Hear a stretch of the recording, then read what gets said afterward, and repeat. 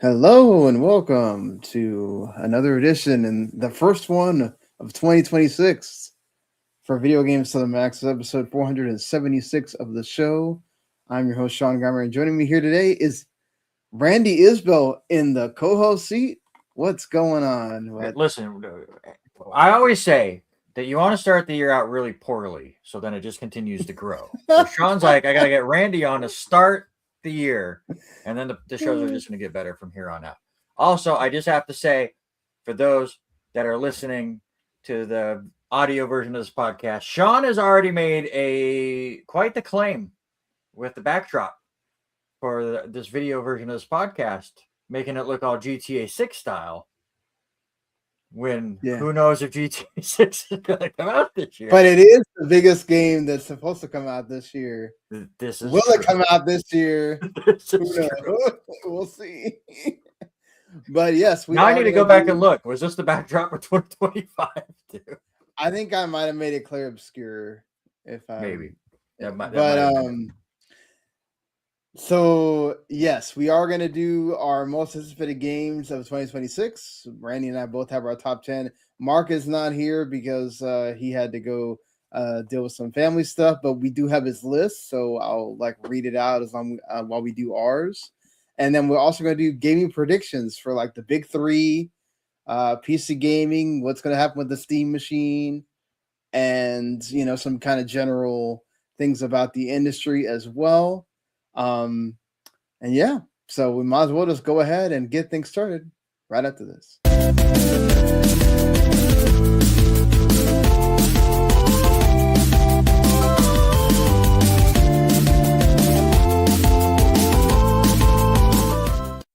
You are listening to Video Games to the Max. All right, so let me go ahead and get the housekeeping stuff out of the way really quick. We do appreciate you listening to us, watching us, whether it's live, which we do the show on Mondays.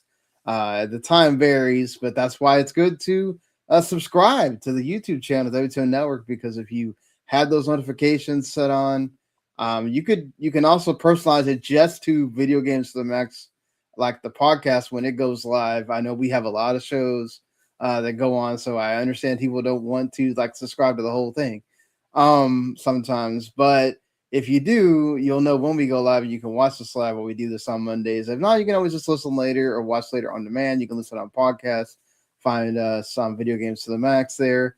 And also, if you subscribe to the YouTube channel, you can get our other shows, which Otaku Cafe does all the anime stuff. So they just did their Fall Anime Awards, and I'm sure now they're going to do their overall awards probably this week for the entire year. So that should be exciting with all the great anime that happened last year. And then, of course, you got the Reality Broadcasting folks that do everything from comics, movies, TV shows. Mainly they focus on movies. So pretty much every week they are reviewing the big movie that came out that week. And they do a great job of that. So make sure you go check them out. You can go find them on podcasts as well if that works out better for you. And what's up to the folks that are watching? You can comment along with us here. So, like I said, Mark's not on because he had to deal with some family stuff. Also, just want to throw this out there because I have had people ask, because I am Venezuelan American, I am well aware of the stuff that happened. It was weird because I got woken up at 5 a.m. with the news of my grandma and my mom screaming of, free at last sort of thing in Spanish. I had to work at 7 a.m., so it wasn't very pleasant to get woken up at that time. But then I'm sitting there just watching the news. And yeah, pretty crazy. That not something that I had on the bingo card to start the year. But I guess we'll see what happens. I don't want to comment on whatever, people have their thoughts on that. I'm just going to say that I'm aware of it. I did make some posts on Blue Sky if you want to go see that. And there you go. This is not a political place, so don't want to involve that here. But that being said, we are going to do our games, games we're playing because, next week, already this week, there are some games, but next week already feels like we are getting some indies that one that I'm already going to be reviewing and stuff. So like next week we'll start like official, like, okay, we're on 2026 watch of anything that's going to make our list at the end of the year. I am going to be keeping track this year, so I don't have the whole what happened to me where we got finished with the podcast last week. And I was like, oh my God, I'm missing like 3 games that should have been on here. That's why Google Docs are very important. Yes. I use them religiously. But all right, so we are going to do the predictions first. Just like when you think, and already this year, it's started because CES is happening right now, and we've already started getting the information that we kind of have been hearing ever since, kind of the year started winding down, that PC components are going to get more expensive. RAM prices have shot up, and now the GPU prices are shooting up. NVIDIA has there's already now NVIDIA has not confirmed this like Asus did, or Asus confirmed that their product line, some of their product line is going to go up.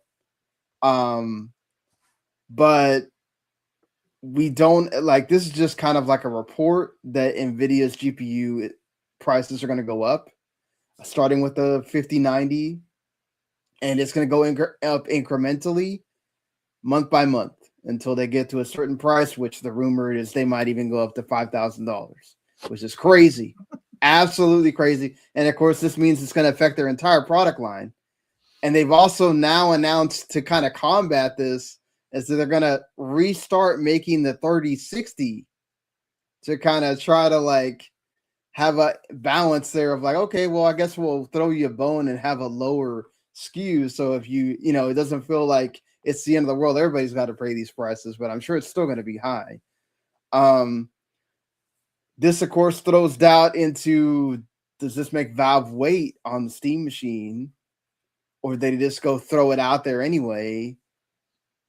Randy, like, kind of what's your, and of course this affects the consoles, lots of rumors about, does this mean the consoles are going to be delayed? I'm talking about the PS6 and whatever the Xbox Magnus thing is.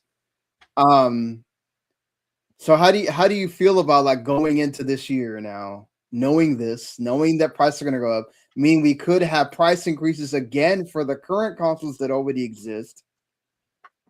Kind of give you a bad vibe for the year, or what? Yeah. Oh yeah. If you have a system already, then you're feeling great, because I'm starting to get into that window of the PS6 and whatever Microsoft is going to do might get pushed down the road while they kind of wait to see how the market works. And because last generation, and for many generations, the price is so key when you announce your system. The Switch 2 last year kind of waited as long as they possibly could, because all of this had just started to change when they were getting closer and closer to launch, and they were trying to like feel it out the best they could. PS5 got kind of ripped a little bit because the price just sounds ridiculous. And then you just think about it, the PS5, the PS6 could have a price tag that could just sound astronomical, and that could just kill a system. So first off, I do believe that this could push systems back, which I personally think needs to happen anyways, because this generation just never really got off the ground to me. With the PS5 and the Xbox Series, all those came out right in the middle of COVID. So all of the games that they wanted to start that generation with got pushed back for years, and then all kind of came out in one lump sum for PlayStation. Xbox is getting ready to kind of have their big push here soon. And it does not feel like a full generation yet, because we've had so few first party games. Indies have killed it. We talked about it last week for Game of the Year. We're getting different developers just crushing it every single year. And I'm not saying last year was anywhere near a down year in gaming, but when you look at first party titles, it hasn't been there. So then all of a sudden go, all right, well, the PS6 is coming soon. and you're like, but we haven't had a Naughty Dog game yet, and we've only had one of this, and we've only had one of that. We haven't. At least it's been announced, but yeah, and obviously Sony really shot themselves in the foot a couple years ago, trying to do the Fortnite style or the Overwatch style of games, where they're trying to wring money out of people, and obviously all that crashed so much that all of their games that they had in production, they went, okay, never mind. Nothing we've done works. So hopefully it kind of pushes that back. Honestly, to answer your question on Valve and the Steam Deck and everything they want to do there, that just kind of goes down to how much they believe in it. Because to me, if they believe in it, they'll push it back a bit and make sure that they can get it out at a decent enough price to get it in as many hands as possible, because that's what's really going to start driving, mass sales of it. Because you want a lot of people to get your hands on it, and then everyone's going to get hooked into it, and then it's going to become a thing. If you go out there and go, it's $1,500, have fun, then not many people are going to buy it, and the system's just going to die. It's the exact same thing that happened in the 90s, except the one thing that's different for 2026, the 1996, is prices are going up the longer a system is out instead of going down. But price matters. It always has, all the way back to the old 32-bit systems. You can price yourself out of a console race really, really quick. And I know Valve is looking in that, and so Sony and Microsoft and Nintendo, they're all aware. I'm not sitting here being smarter than any of these companies by any means. It's going to be very interesting to see what they decide to do, because the landscape is very rocky right now. And the fact that we are talking about companies basically saying that the price has a scheduled raise instead of drop in the technology world is insanity to me. Yeah. And it's insane, not only because, we've said it a bunch of times, like, in this part of the generation, we're used to seeing price cuts. And when the only great price cut is for the holiday season for the PlayStation 5 to go back to its original price when it came out in November of 2020, that is just, it's crazy talk, like, we never thought we would get to this point. No. Now, like, PC components that used to be cheap as crap, like RAM used to be so cheap, and like now it's like that's going up, and GPU prices have always kind of varied or whatever, but now it's going to force companies to have to optimize their games for lower spec GPUs and CPUs now. So it is going to kind of delay that. We don't need a rise in power because people can't afford the hardware that goes along with having that rise in power. It also kind of makes you wonder if PlayStation is going to wind up doing that whole like lower spec PS6 to kind of keep the price at a, kind of affordable part, because like if they go try to match whatever Xbox is trying to do, it's going to be like impossible to price it somewhere below $800 or, whatever. I mean, Sony can only eat so much at some point. So you think that for sure Steam Machine's coming out this year at some point?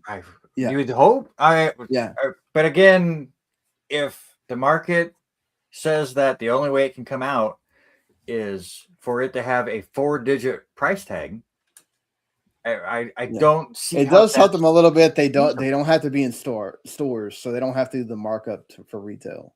I mean, that will help. But I'm very curious to see what the Steam Deck will do, because obviously there's so many different ways that Valve can go with it, and it looked like a really neat machine. I don't know if I'm gonna get one because I still haven't got a Switch 2. But I don't really play PC stuff as much anymore, as I used to. So it's kind of not my kind of a thing. But I hope it performs well, because I mean, we talked about it all the time. Competition's big in this industry, and I know it's changing a little bit, because it used to be who has the exclusives, and now it's all about who has the best accessibility, which is why I think the Switch 2 is doing so well still, because it can become a handheld, and you can play it here, and you can play this, and then it does have all the exclusives that other systems are going away from. So, yeah, I mean, we'll see if the Steam Deck came out. I would have been shocked if it didn't this year, but again, with these price increases, what does that do to the price of it? And does that kind of make them be a little bit more hesitant on it? Because a system can die if it has a bad launch especially because of price. And thankfully for them, they don't have to worry about having a game at launch because they have so many games on their thing. Well, there's a certain Half-Life 3 that I'm sure is finished and just waiting for the Steam Deck to come out. That's what all the internet have told me. I mean, that is, I was going to ask you about that. Do you think that we see Half-Life 3, or do you think that that's just people? Especially if the price has to be so high.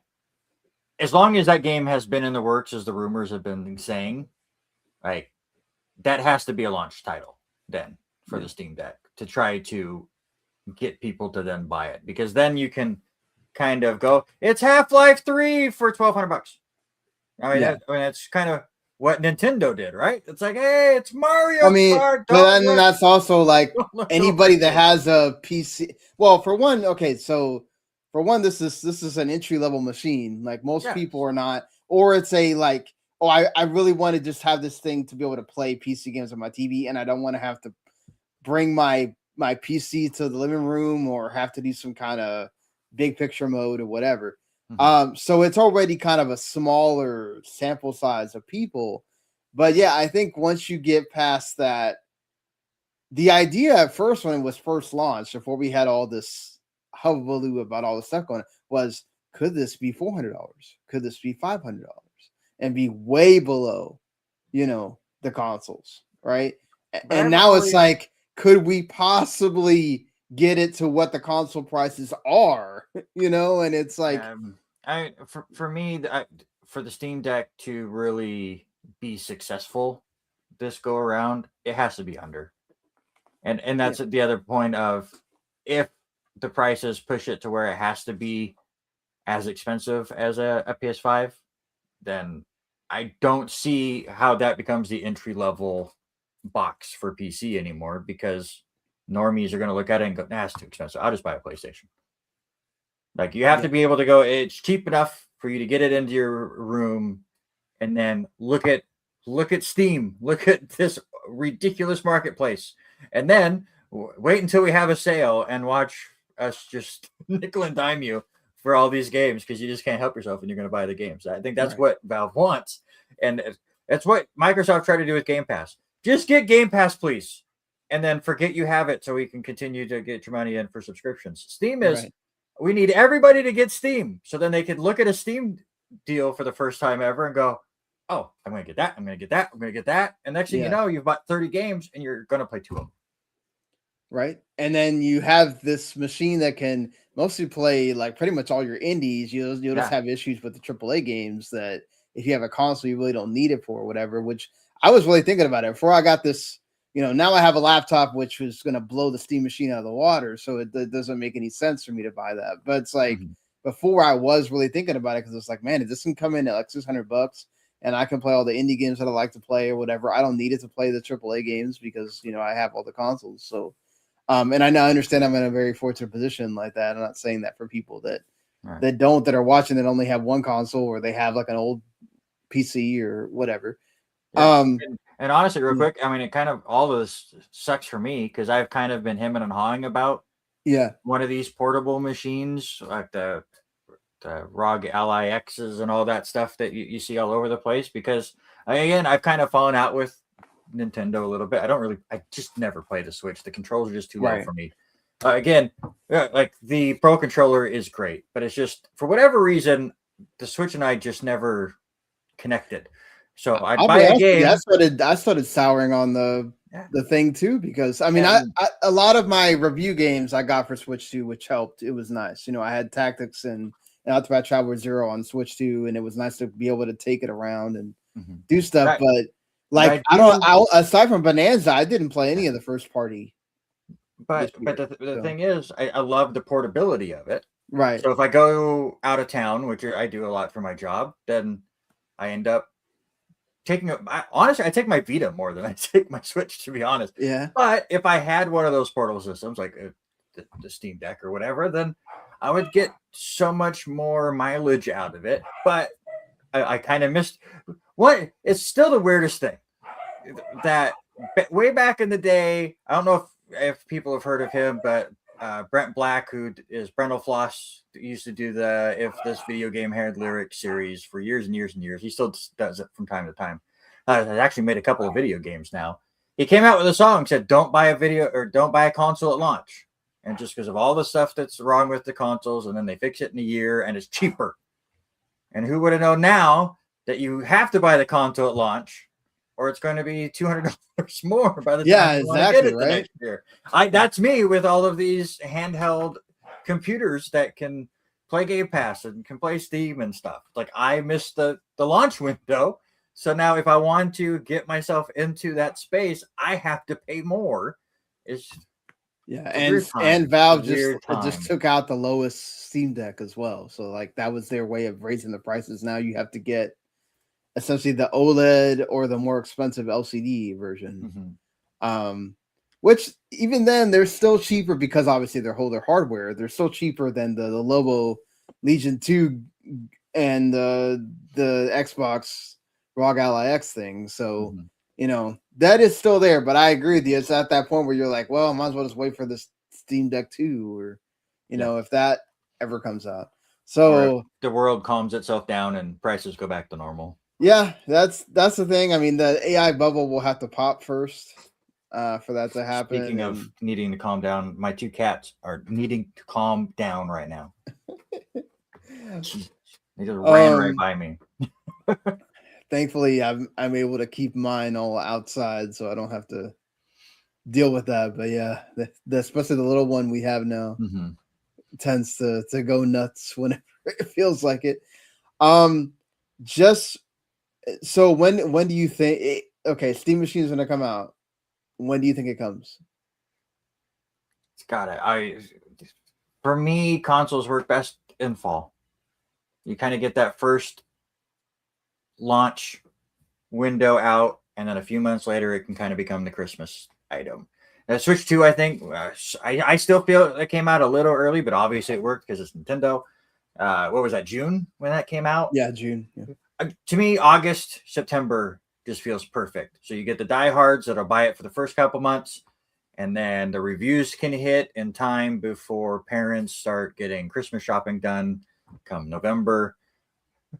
Back in the day, you could have done a small sale on it just to try to hammer it home. You can't do that these days, but maybe you can then package it with a couple of games for Christmas time or Black Friday time or whatever. But that's my guess, is August, September. But again, if the price gets too high up there, then I would not be shocked if they go,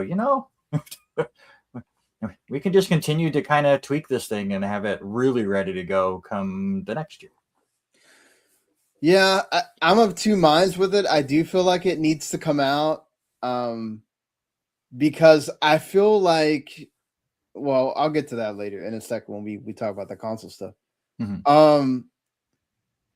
For one, it doesn't really matter for Steam because it's not going to, for Valve, because it's not going to be in stores. But I would say I think it's better sooner than later. So like the springtime, unless they're going to play the waiting game and hope that the consoles, there's bigger reports about the consoles are going to be indefinitely delayed, like they're not going to come in 2027. And so there that you have a runway of the entirety of next year, then okay, whatever.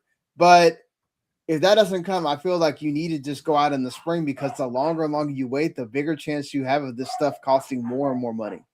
Yeah, right? That's fair. And honestly, the one thing I didn't think about that I think you nailed on the head is you can't push it back far enough to run into possible launch windows of Microsoft and Sony's next system. So that does make sense too. Yeah, I mean, like once those things get announced, nobody's gonna care about the Steam 100%. Machine at all. I mean, to be fair, it's already a really small amount of people that are gonna care about the Steam Machine anyway. But it's like anybody that might have thought about caring about it is just gonna not care because those things got announced. Now, on the other side of it is, I have this idea, and I'm not the only one, but I feel like it doesn't matter what happens. Xbox cannot delay. Sony can delay because people are buying PS5s. No big deal. They got a big install base.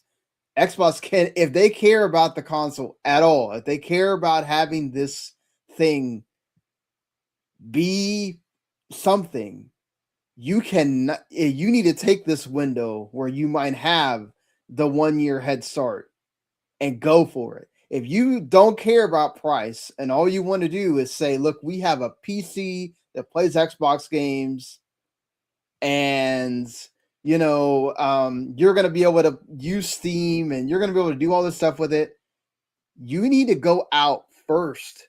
Because for one, if you have a chance at beating Valve at their own game and showing people, oh man, well, I have access to all these stores and I can play Steam on this, and then I can play my Xbox games and I can do all that. Like, that's the only avenue you have. If there's a rumor that Sony might play around with having Steam on their machine too, and you let Sony come out first, forget it.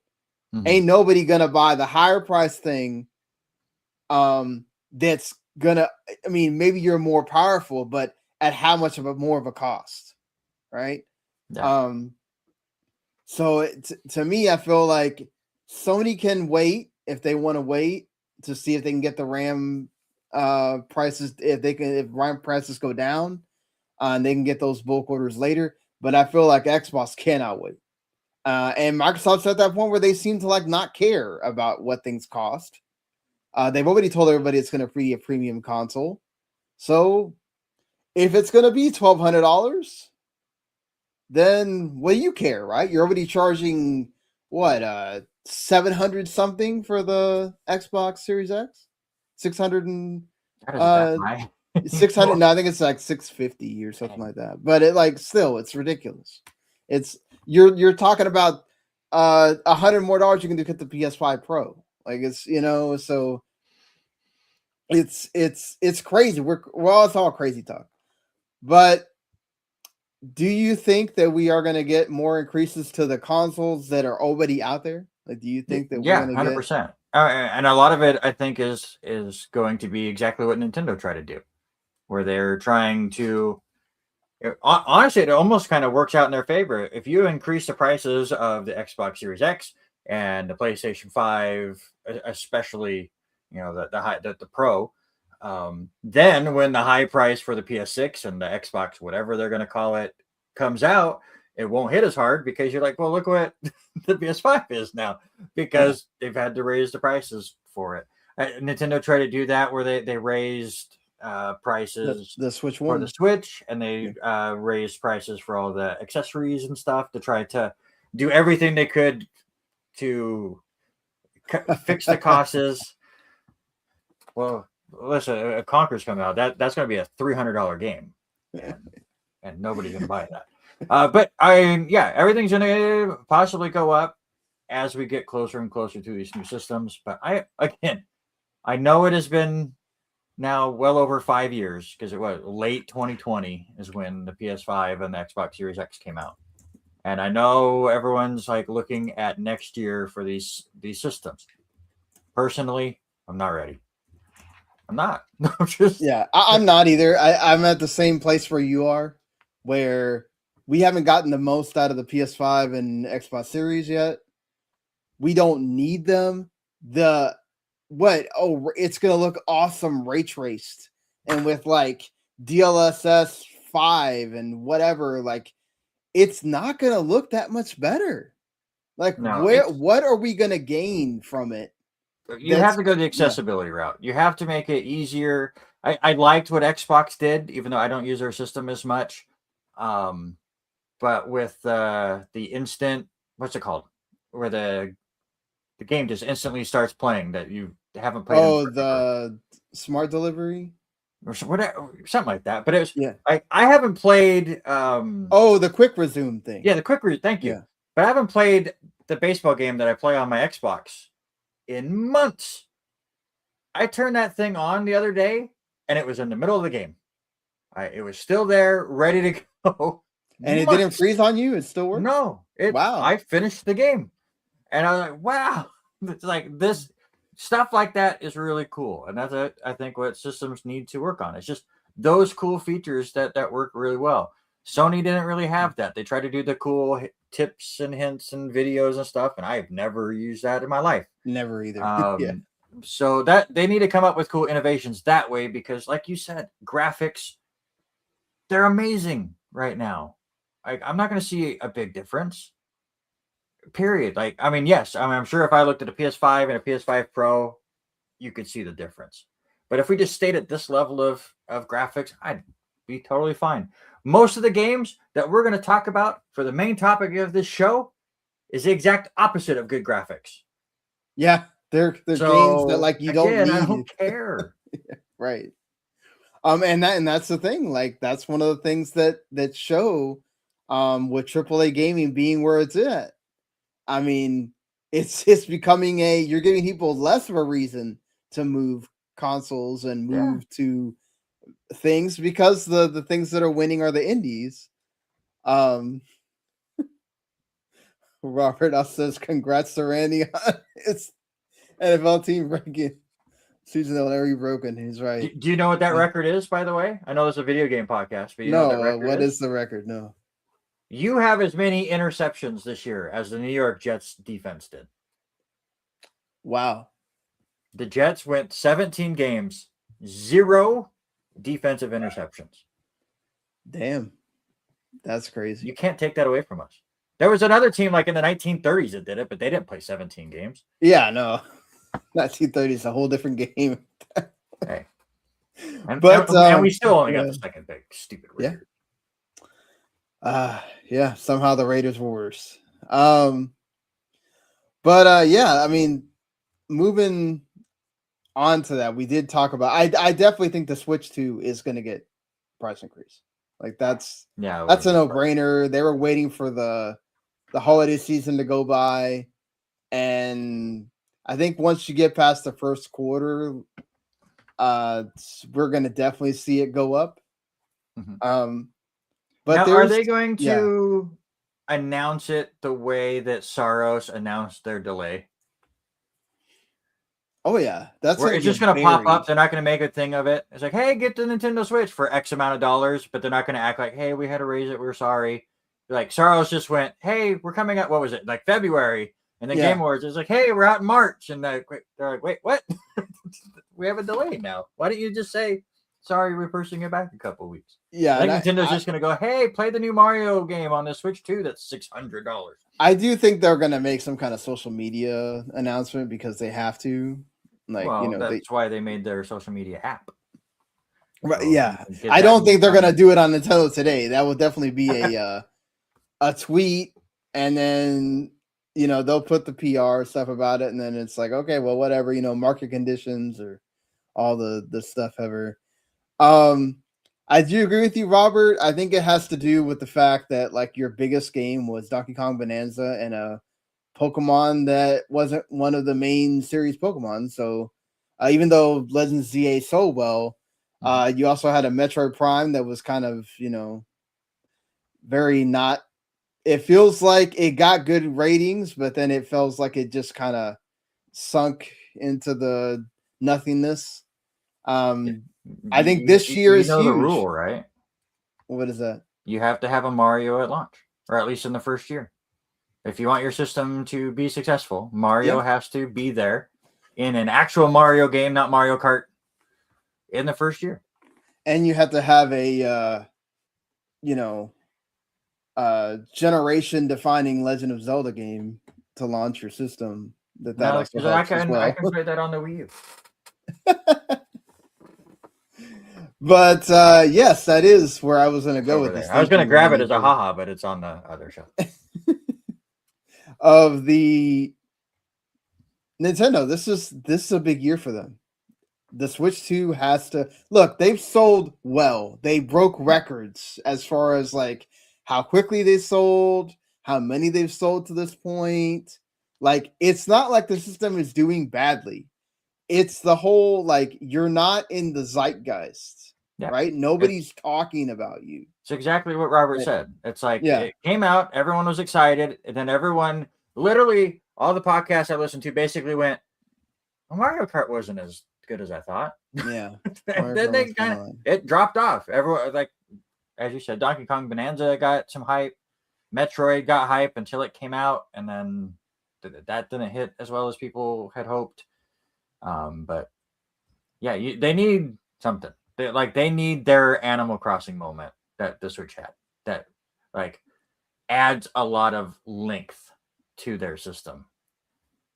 I'm curious. I mean, obviously the Switch sold a lot, but if the pandemic doesn't happen and Animal Crossing becomes such like a pop culture phenomenon for a summer, like does the Switch break the records? I'm not sure. I really, and I kept hammering this home, and I had people getting mad at me that it doesn't matter, it's Nintendo, whatever. And I said, listen, the pandemic had a huge thing of why there was so many Switches sold, because people bought multiple Switches because they didn't want to have to be sharing, because they're all in the house.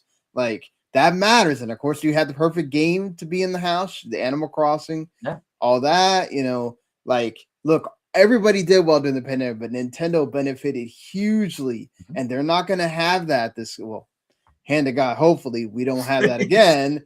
They're not going to have that this time to like bump up sales. So they're not going to get to 160 million. I just don't see that, especially not when this feels like, it's just a bigger, nicer looking, graphically more powerful Switch, and also you do have Switch 2 exclusive games, but you still are making stuff for Switch 1 right now.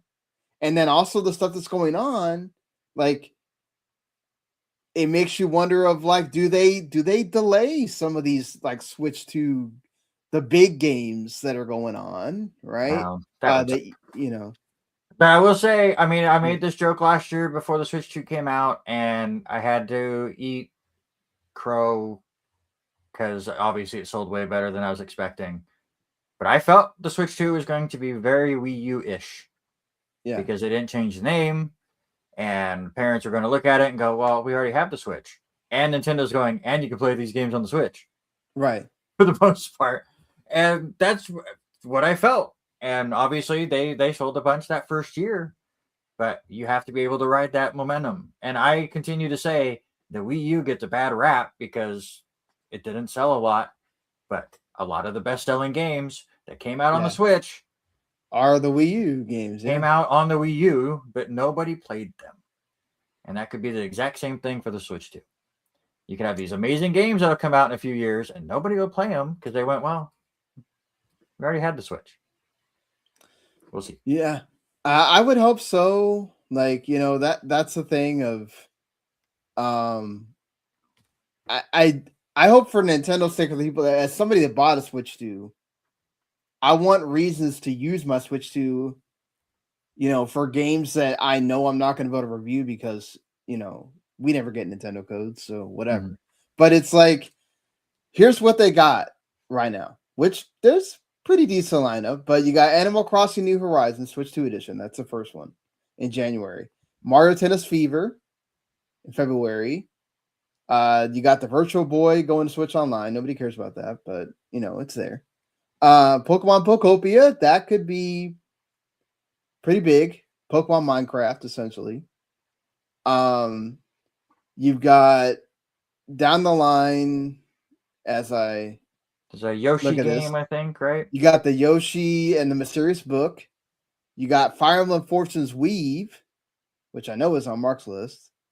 That's a huge. Fire Emblem always does well for them. It's not like, Mario, Zelda, Smash Brothers, that kind of thing, but it's a big franchise. You got Pokemon 30th anniversary this year, which that's gotta mean you're getting Gen 10. Hold on. I know it's not fully Nintendo and Pokemon is its own thing, but can Nintendo fans just stop with anniversaries? Nintendo does not care. We do this every year. Yeah, look what they're doing for the Mario anniversary. It's Mario's anniversary. It's Zelda's anniversary. Like they announced like 4 things, and everyone gets all butthurt because they didn't get the one thing they wanted. Right. Like you're not going to get the big thing. Plus, like to me, the next anniversary should be 50. Like everyone's like, oh, it's the 40th one or it's the 35th one. Like guys, like that's not a big anniversary. Like let them get to 50 and then let them like blow it out. But it's not going to be that way every time. You're not going to get some amazing thing every 5 years from Mario. It gets stale, and Nintendo understands that. So let's just like, oh, it's Zelda's 40th. Well, guys, you're not all of a sudden get every Zelda game in one package, and you can just go play them on their Nintendo store right now anyway. Yeah, I do think that the part of that is because you have to remember the main people that like these games are our generation, and when we get really old, those anniversaries aren't going to matter it's that much because no, you know, I say this is somebody that hit my 40th anniversary a couple of years ago, and that did not matter. Yeah, I'm going to be 40 this year, so you know. Well, I didn't mean to make your 40th anniversary seem like it didn't matter, sir. I apologize. I don't. I'm at that point where it's, you know, it's another day. It's a birthday. Like I got a year older. Cool, you know, whatever. I'm just happy to be on Earth and doing well and whatever, you know. Just to get to pass it with family is all that matters to me at the end of the day. Mm-hmm. But look, as far as Nintendo goes, they are going to make a big deal out of these. I know people are like already wishing for pie in the sky, like you said. Oh, we're going to get all the old games, right? Like all the original Pokemons and Gold and Silver and all that. You know, we'll see if that actually happens. It does feel like Gen 10 needs to happen at this point, especially because you need to erase the crap that was Scarlet and Violet from everybody's memory at this point. ZA did a decent job of that, but it's not the same kind of game, and some people are not going to pick up ZA because it is very different. And you also had the 40th anniversary of Zelda, which, you know, I'm sure Robert will be quickly to point out in the chat there. He brought up that Twilight Princess has not appeared on the GameCube Online, and that has been a long rumored remaster that Nintendo just has sitting around. Could it be why it has not appeared on the Switch Online? Could that be one of the main things that they're going to do with this? We've had enough 3D Zeldas. Can we go back to 2D? We haven't had one since the 3DS. Yeah. Come on. Give me what I want, please. Do you think we get one of those announcements this year? At some point, whether it's a 3D Mario or some sort of new Zelda. Think a new Mario game is almost... Well, I would say almost a lock, but that same team just did Donkey Kong Bonanza, so maybe not. Right. Honestly, I don't know. It's interesting because like you don't. I mean, Miyamoto said, you know, the big thing for this is going to be the movie, right? So we're not doing a big game. They're doing Mario Wonder Switch 2 edition, which who cares, you know? Right. Most of these Switch 2 editions have been really underwhelming, to be honest. That's another thing too. It's like most of the stuff they're adding for these Switch 2 editions are like, okay, who cares? You know, like, yeah. But I will say that stuff still doesn't bother me because they're not charging too much, and a lot of it is just basically a reason to get the Switch 2 version if you haven't outside of a graphical upgrade or whatever. Yeah. So it's their way of hiding the fact that everything's $10 more on the Switch 2 than it is the Switch. So they go, here's something for you. Everyone's like, well, it's not that great. It was like, we didn't care. We just wanted 10 more bucks. I feel like you have to get a Mario announcement. That's what everybody is waiting on to feel like the Switch. It's kicked off with the Switch 2. I would have said that if it wasn't for Bonanza. Right. Even if it's and like it can't be 2D Mario. Like, man, it's been since Odyssey, since the launch of the Switch 1. Like, and we've had a 2D Mario. Wonder came out 2 years ago. So yeah, I mean, it's a little different Mario 2D from 3D than Zelda. I know we had the Princess Zelda game that kind of harks back to the old Link to the Past style. But that's what I want. Is like, give me an old school feeling, like Link to the Past, Link Between Worlds was so good on the 3DS. Give me something Yeah. like that with the old school dungeons and whatnot. Everyone can have the Breath of the Wilds and Tears of the Kingdom style Zeldas as well, but like, give me the Zelda that I enjoyed. That would be the big one. I say as somebody that doesn't plan on getting a Switch 2, so don't listen to me. Yeah. Do you a game that Nintendo is very much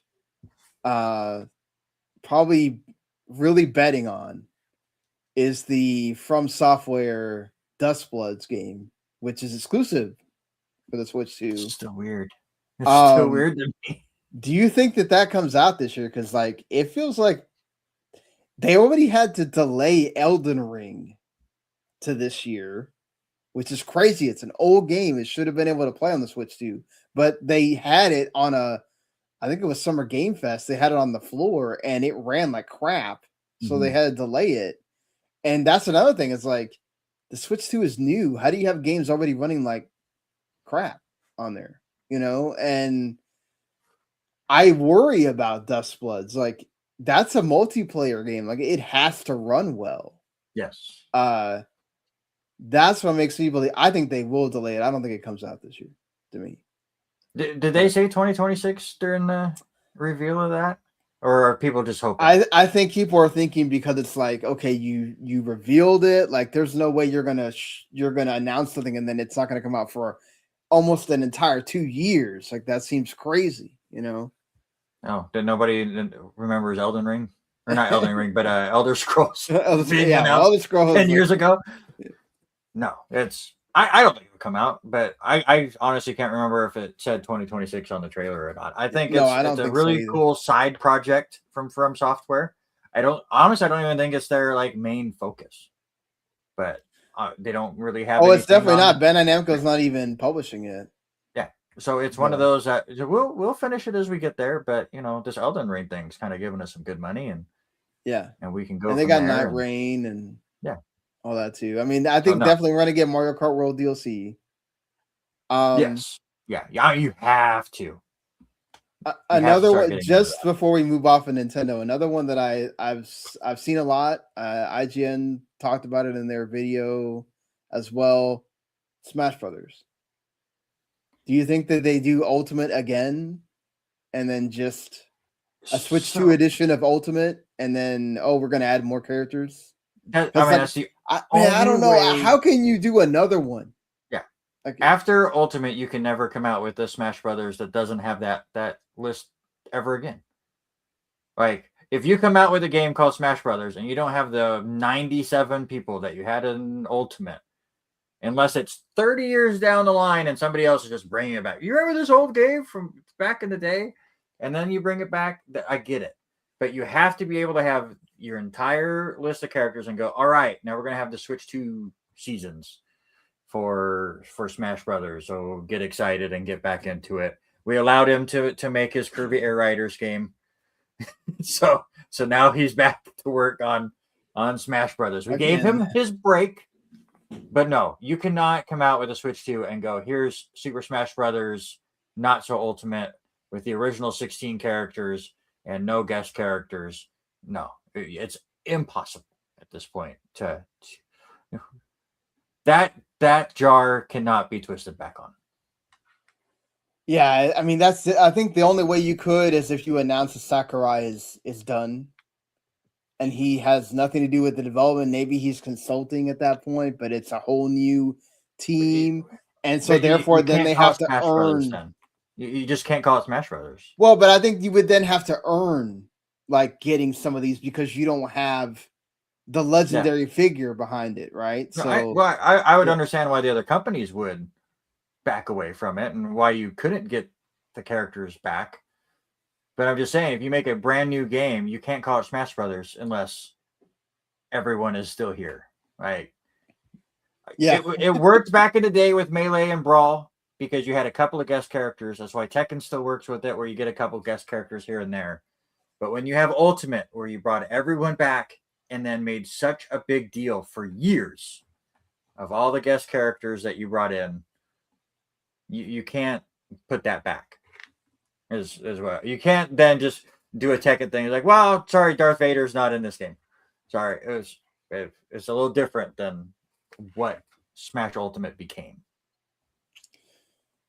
Yeah, I agree with you in that part of then like you're gonna just have so many people that be like, man, I'm not doing this again. I'm not rebuying characters again. Like, especially because you could play it on Switch 1 still. It's not like you can't.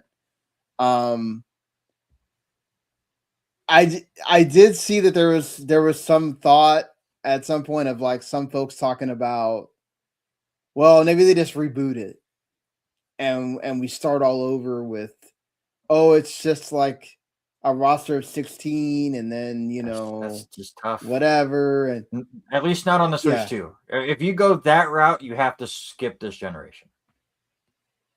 Yeah, I can see that point too. You have to skip this generation. Yeah, look, there's a lot of possibilities for the Switch. I'll talk about the one game that I'm really super excited about from what we know of the Switch 2 lineup so far.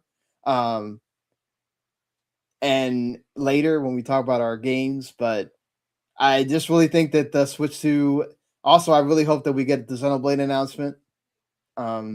It's been a while that Monolith Soft's been working on it, and they supposedly have another project that has nothing to do with Xenoblade that they're also working on. Like, it'd be cool if we got both of them, just to kind of know what's in the pipeline, right? Because now we got all the Xenoblades that have been out, right? We have the 1, 2, 3, and X finally after we thought X wasn't going to come. So this is a new start, and we'll see where we go from there. But yeah, I feel like the Switch 2 is the one that we got to know where those heavy hitters are. Yeah, and Nintendo is really good. Like I feel every year when we have these prediction podcasts, that is like, what is Nintendo going to do this year? And then come February, we go, man, Nintendo, they got these next 6 months down, but what do they got in the fall? And then here comes another direct to get you all set for the fall. They're really good about kind of pacing out their announcements where they don't get too far ahead. So prediction podcasts like this become a little bit tough because we go, well, what are they doing?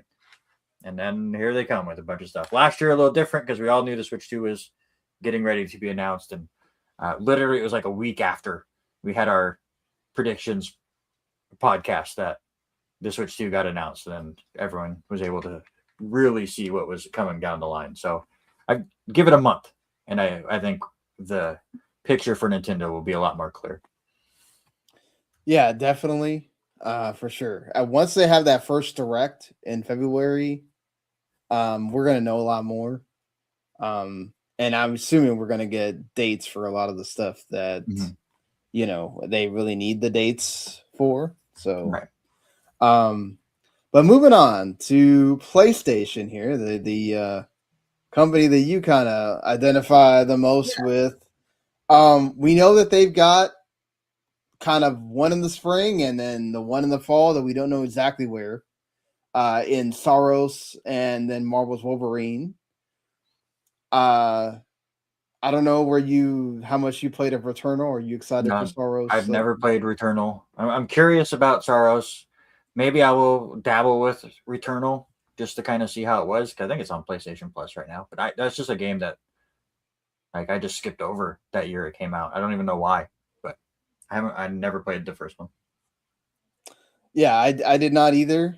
I've thought about it many times once it was on PS Plus, and I just never got around to it. It's like I like the idea of it, like I like the bullet hell kind of thing, but the whole roguelike thing just kind of pushes me away because like I don't like having to redo the same thing over and over.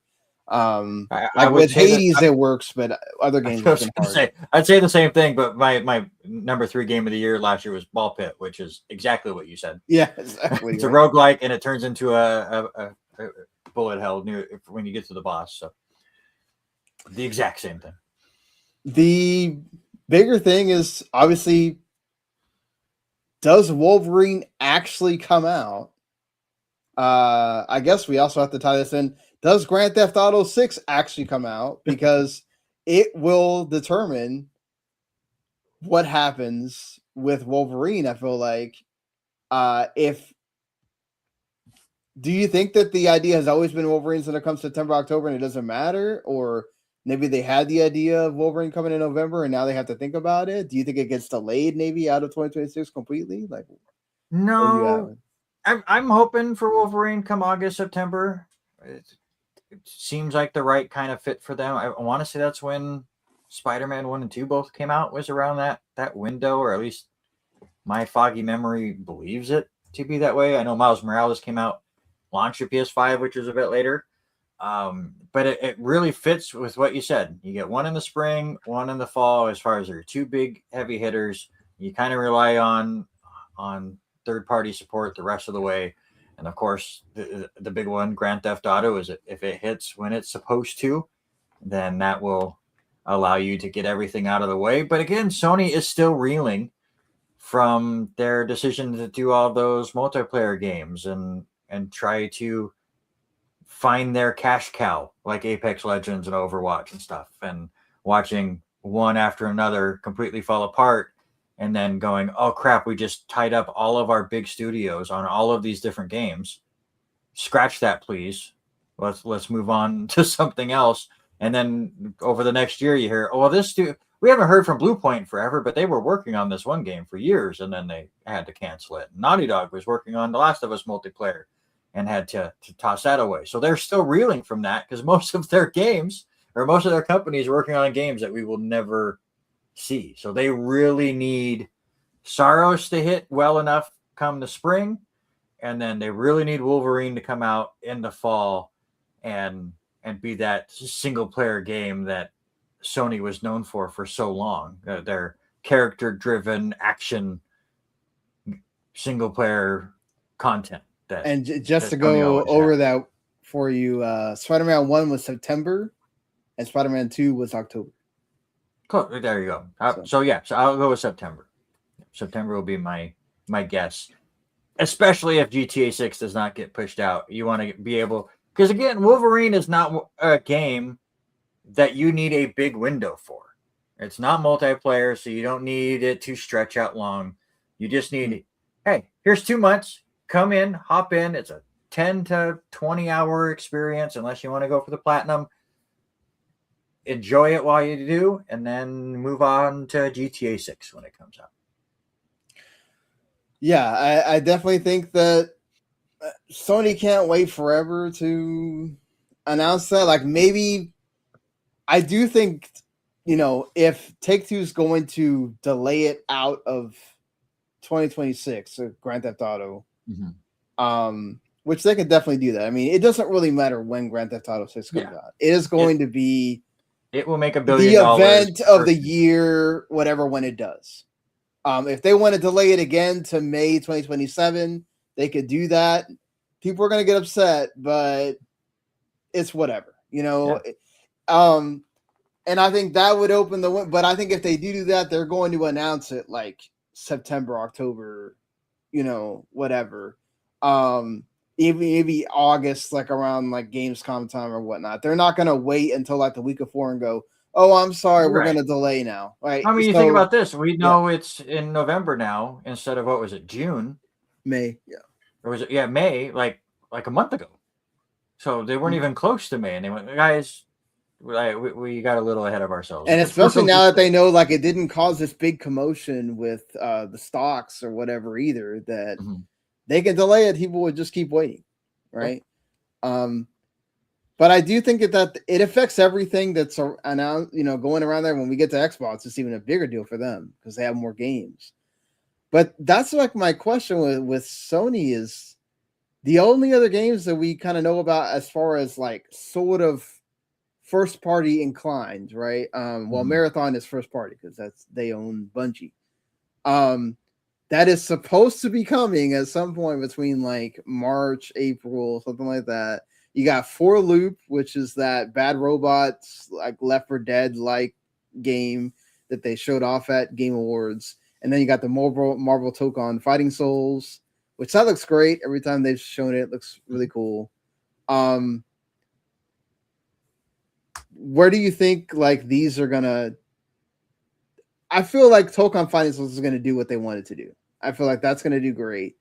I worry about Marathon and For Loop. Like, you have two duds again with the live service. Yeah, 1,000% you could have two duds there. I think, again, Marvel Token, Fighting Souls, fighting game fans hopefully will attach to it. And they're not worried about Grand Theft Auto 6 with that game. You just got to make sure you're dodging, like if a Mortal Kombat comes out with something, or if any of the other major fighting games, you need to avoid them, really. But that game can come out. They've been showing a ton of that.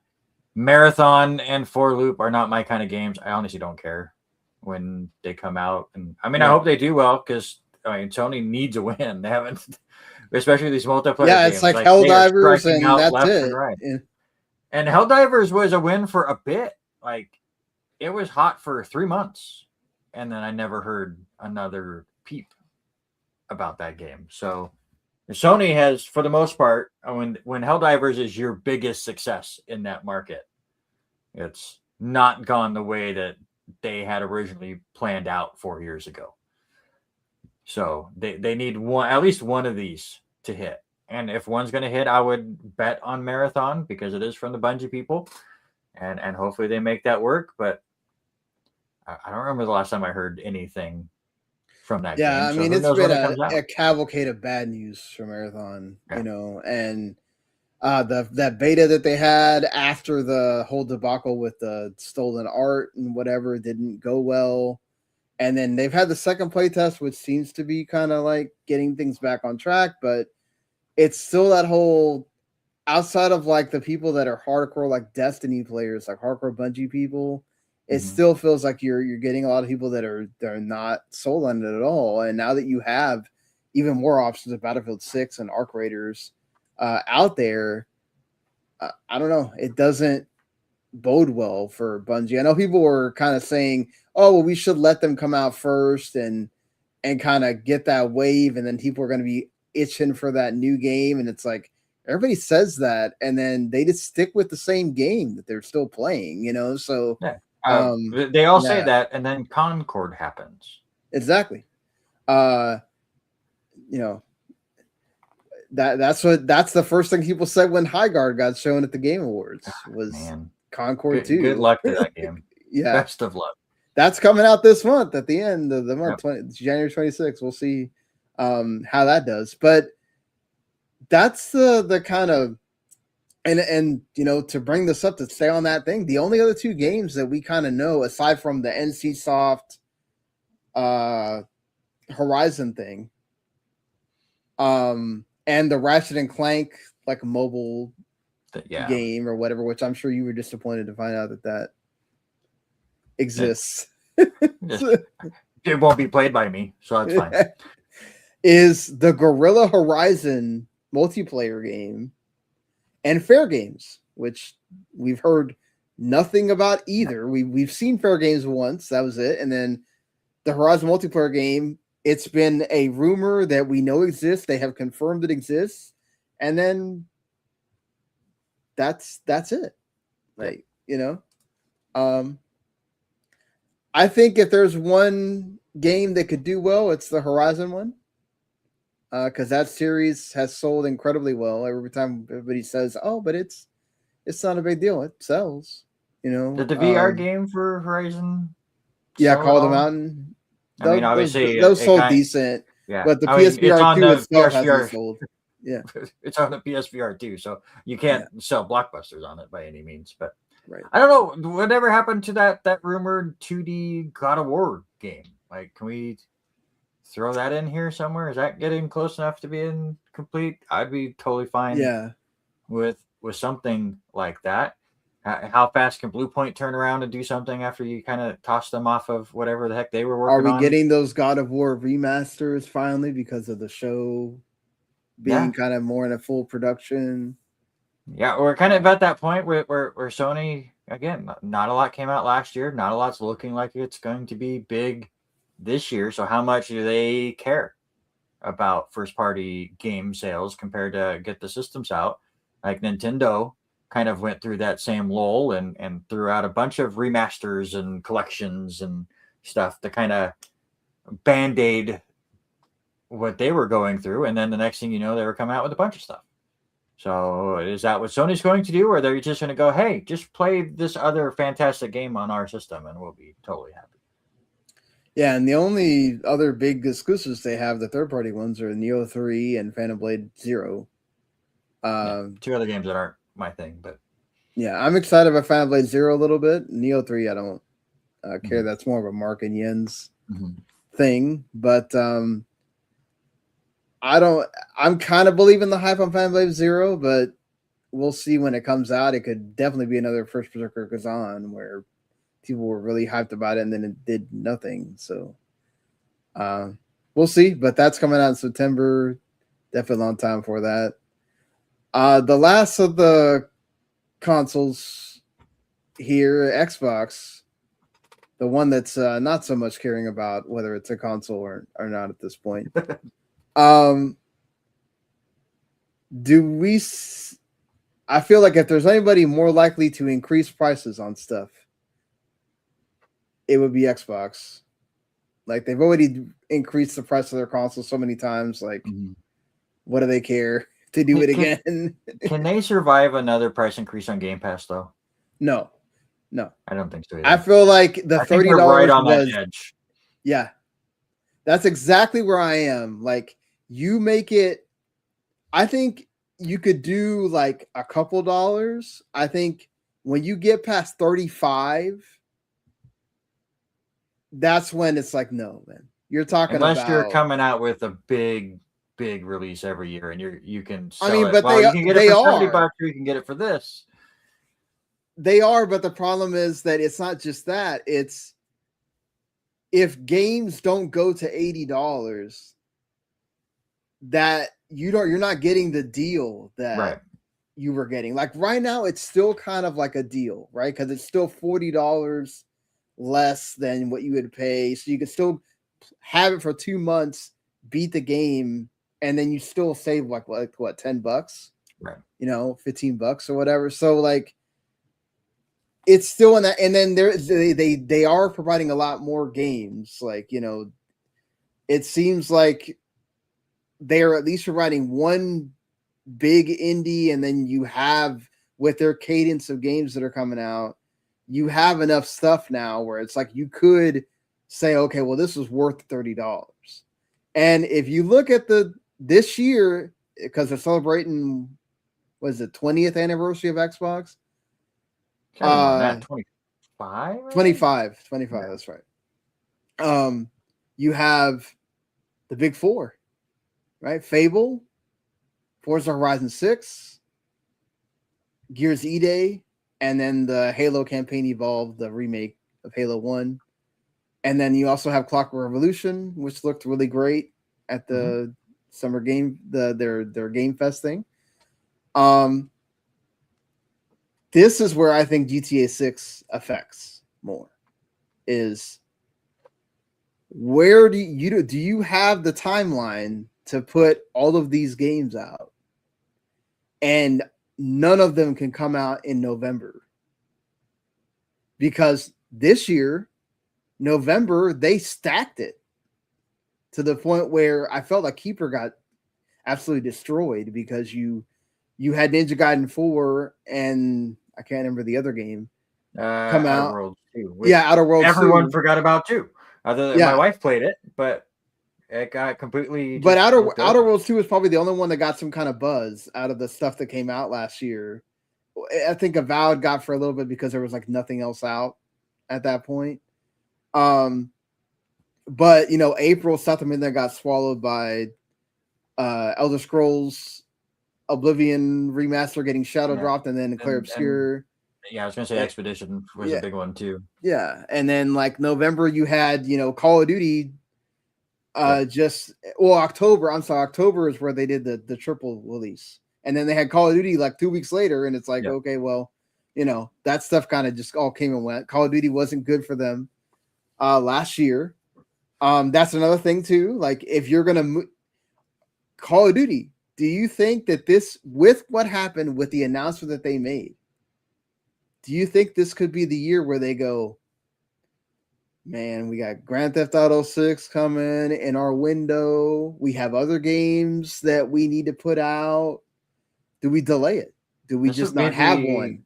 This would honestly be the perfect year. Battlefield kicked your butt this year. Like, everybody liked that game far more than you. I know they don't fully care because they just want the money. But if Grand Theft Auto 6 comes out, like, I would almost just plan it. Like, all right, we're not going to have a Call of Duty game this year. We're going to revamp and make next year better. They can still work on Warzone, because I'm sure that's still bringing in a lot of money for them as well. But that's perfect for them. And as far as the big four, I think 2 of them come out this year. I think, well, Halo has to come out. Halo has to come out because it's going to be big on PlayStation as well, and that's kind of their thing. And I think, and it's also a remake of a game that already exists, like, you know.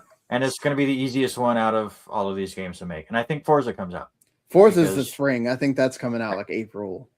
But I do not think Gears of War comes out, and I definitely do not think Fable comes out. Right. Fable is a next-gen game at this point. Really? If they're talking 2027 for a new Xbox system, then why not just go, all right, that is our launch game for whatever this is. It would be super interesting. Playground Games is making both Forza Horizon and Fable. They've already announced the one company that we know is going to be at that developer direct in a couple weeks is Playground Games. That is crazy to think. You're not the first one that I've heard say this, but it's crazy to think that you're going to have only one of their games and not the other one. Well, I mean, because they could definitely surprise, because it was the same thing with Indiana Jones. You're like, oh, this is like a couple years out, and they're like, it comes out in November. Like, oh, okay. Yeah. But with Fable, yes, we've heard about it for years, but it's always been the same cinematic trailer for Fable. Or they showed that gameplay that was like alpha gameplay. It wasn't even, So, like, other than the fact that it's Fable, and we know what Fable is about because they've come out with games before, we don't know diddly about this game. Other than they got some actors. Giant. They got a big giant played by the guy from the IT crowd. That's kind of all I know. Yeah. So, and again, it's one of those games that is very much about how beautiful it looks. So, especially with GTA 6 looming, that is the game that they can afford to push, and then make it a 2027 game, which then why not just push it and make it a launch game for your new system at that point? Like, Gears can wait a year, and I still think it will. I could see Gears also coming in December because they like that December window, and Gears has come out in the holiday season of 4. And honestly, E-Day is not going to be that big game. You're not going to have a Halo ready for whatever new system if it is next year. So I think Fable is the perfect candidate at this point if you're worried about GTA 6, unless they come out with again their big showcase here soon and they go, we are taking the GTA 6 spot and we will see you in May, which would shock me. But that is the only other thing you can do with Fable. It's either May in the old GTA 6 spot, or you push it to next year. Well, Clockwork Revolution has to come out somewhere. That game looked like it was ready at the Summer Game Fest, at their summer showcase, sorry. So that's got to be coming somewhere, like maybe, I don't know, August again. I hate to say this because I really liked how that game looked. That could get in that exact same situation where they just throw it out and they don't care what competition it has, and then it doesn't work, and then they go, well, see, nobody wanted to play this game. Well, I don't know. I mean, with all that time that you spent with NXL, and that's the only game they've been working on, and it looks really good, and it's so. I hope not. I hope they don't put it out there to die. Like, that would really suck. The only other game that it's State of Decay 3. Like, what is going on with that game? We have seen, and also replaced has now been announced. It is March 12th, by the way. So we know that is like one big indie Xbox Game Pass game that people have been waiting on for years now. And we finally got a release date here. Like State of Decay 3, like nothing. It got announced 2 years ago. or they showed off a little bit of it 2 years ago, and then nothing now. So it's like, where is that at? They've canceled so many other things that like they've shown that I'm like, well, we'll see. And yeah, like what surprises are they gonna have? Mm-hmm. But I think the biggest thing from them is, do you think that when it comes summer showcase time, they're showing off that console? It makes sense because they showed off the Series X at the Game Awards before. Yeah. So, yeah, they have that relationship with Jeff Keighley. It would make sense. Yeah.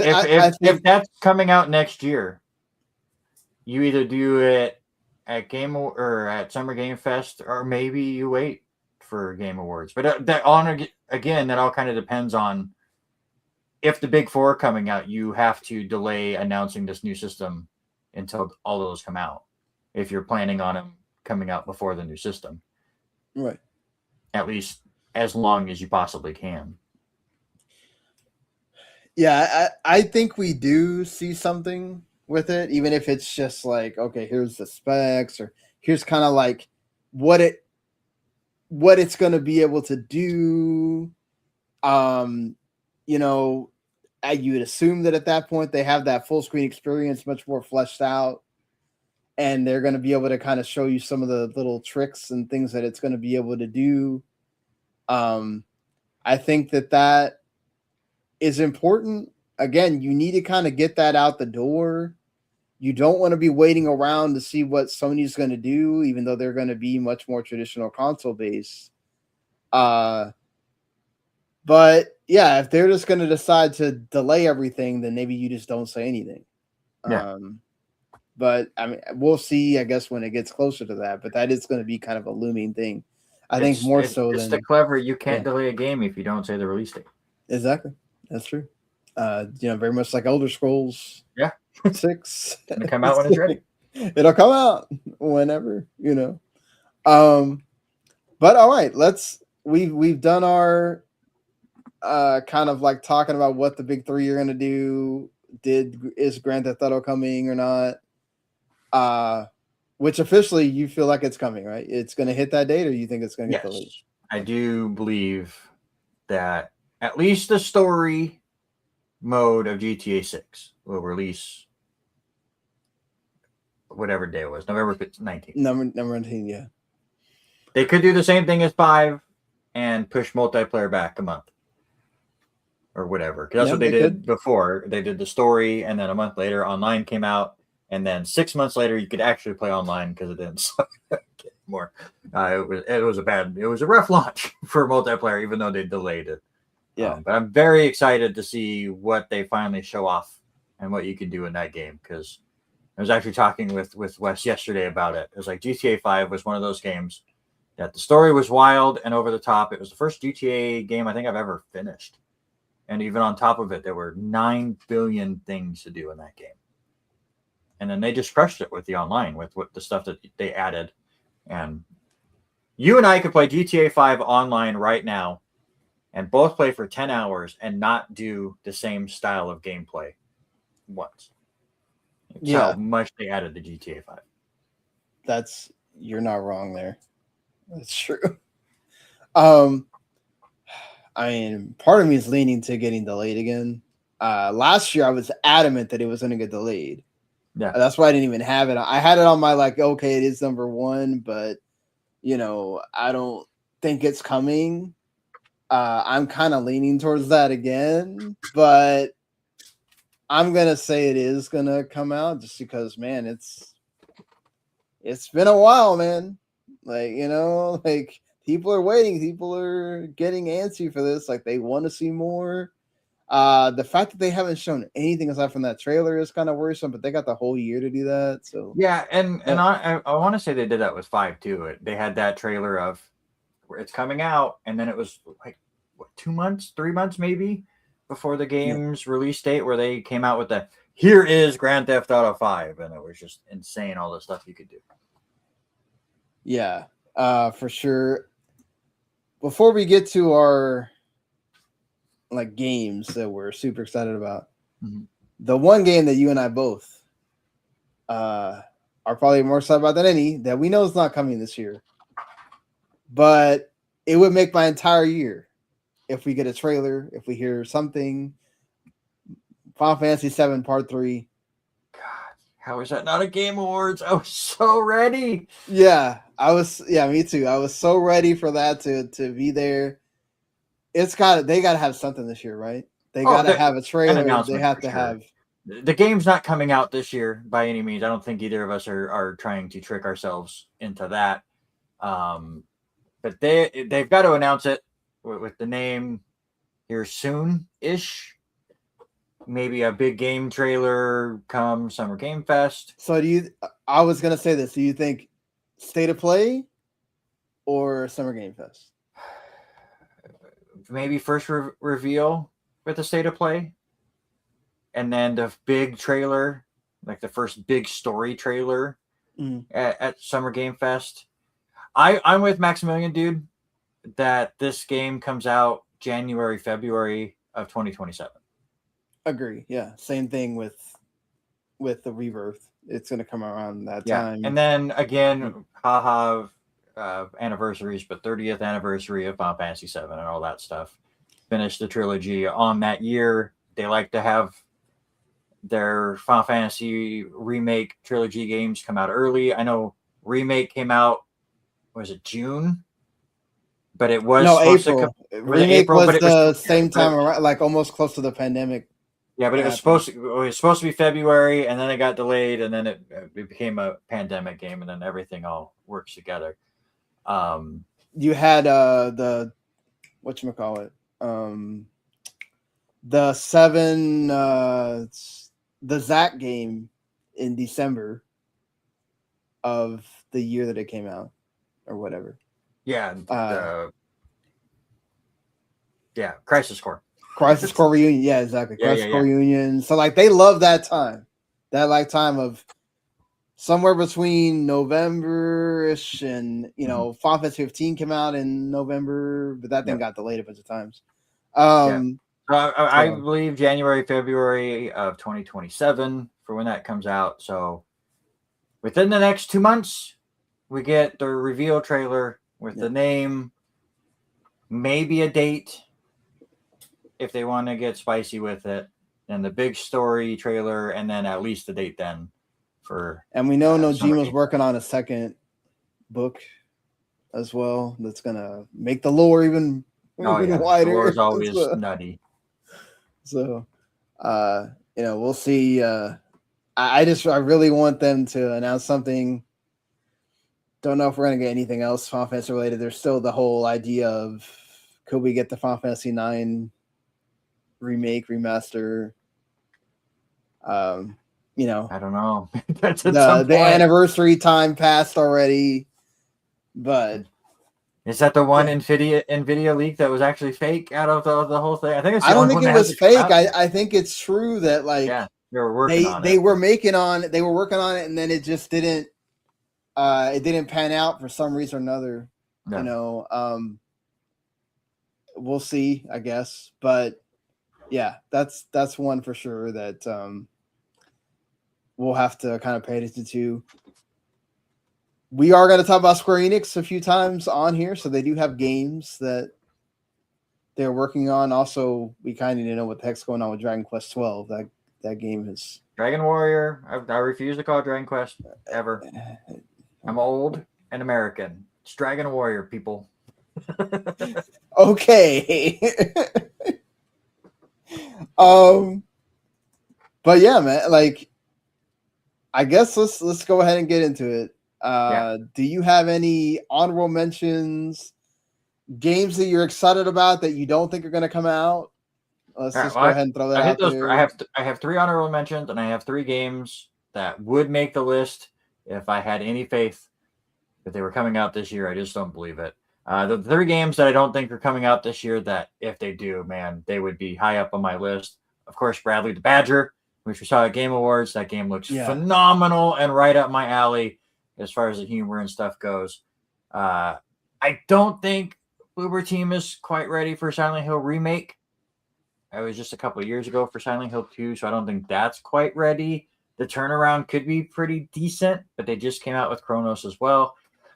So my hopes are not high that is a 2026 game. And there's a game, Liminal Point, that IGN has listed as a December 31st, 2026 release date. Yeah. So I'm not going to believe in that. But it has that old school Resident Evil, Silent Hill vibes. I saw it to a little bit before we started, and I was like, oh, that's Randy. The map just screams Resident Evil. So when that game comes out, I will definitely be playing it. But again, IGN has it as a last day of 2026. So I do not believe it'll come out this year. Honorable mentions that did not quite make my list. I liked Control. I enjoyed that game. The Resident game looks very interesting. I still need to get around to playing Alan Wake 2. I have it downloaded on the PlayStation. I just haven't started playing it yet. I did not like the first Alan Wake as much, but I also played it 15 years after it came out, or however long ago that first game came out. And I played it like 2 years ago, and it didn't age that well. But I like those games, so I'm curious about it, but it didn't quite make my 10. Onimusha, Way of the Sword, same thing. I really loved the original when it came out. I never played 2 or 3. Also kind of curious if that comes out or not. Capcom has a lot in the works this year, but that just misses. And then one that comes out like, in the next month or 2? That Cairn game. Cairn comes at the end of this year. Yeah. At the end of the month, I'm sorry. End of the month. I've been seeing more and more of that game. It looks really, really interesting, and all the mechanics that they've done. I just watched a video when I was making this list where they added a deal to it to give you more control over everything because of people playing the demo said, I would like this, and they were adding stuff to it. So I'm very curious about that one, but it didn't quite make my top 10, if you would. So those are my honorable mentions. All right. I think Mark doesn't have any honorable mentions, so we will skip him there. He did give me. Oh no, he did. He said honorable mention is Ace Combat 8, Wings of Thieves. That got announced at the Game Awards. That is on my. I'm excited for it, but I don't think it's going to come out this year. That's fair. Along with Judas.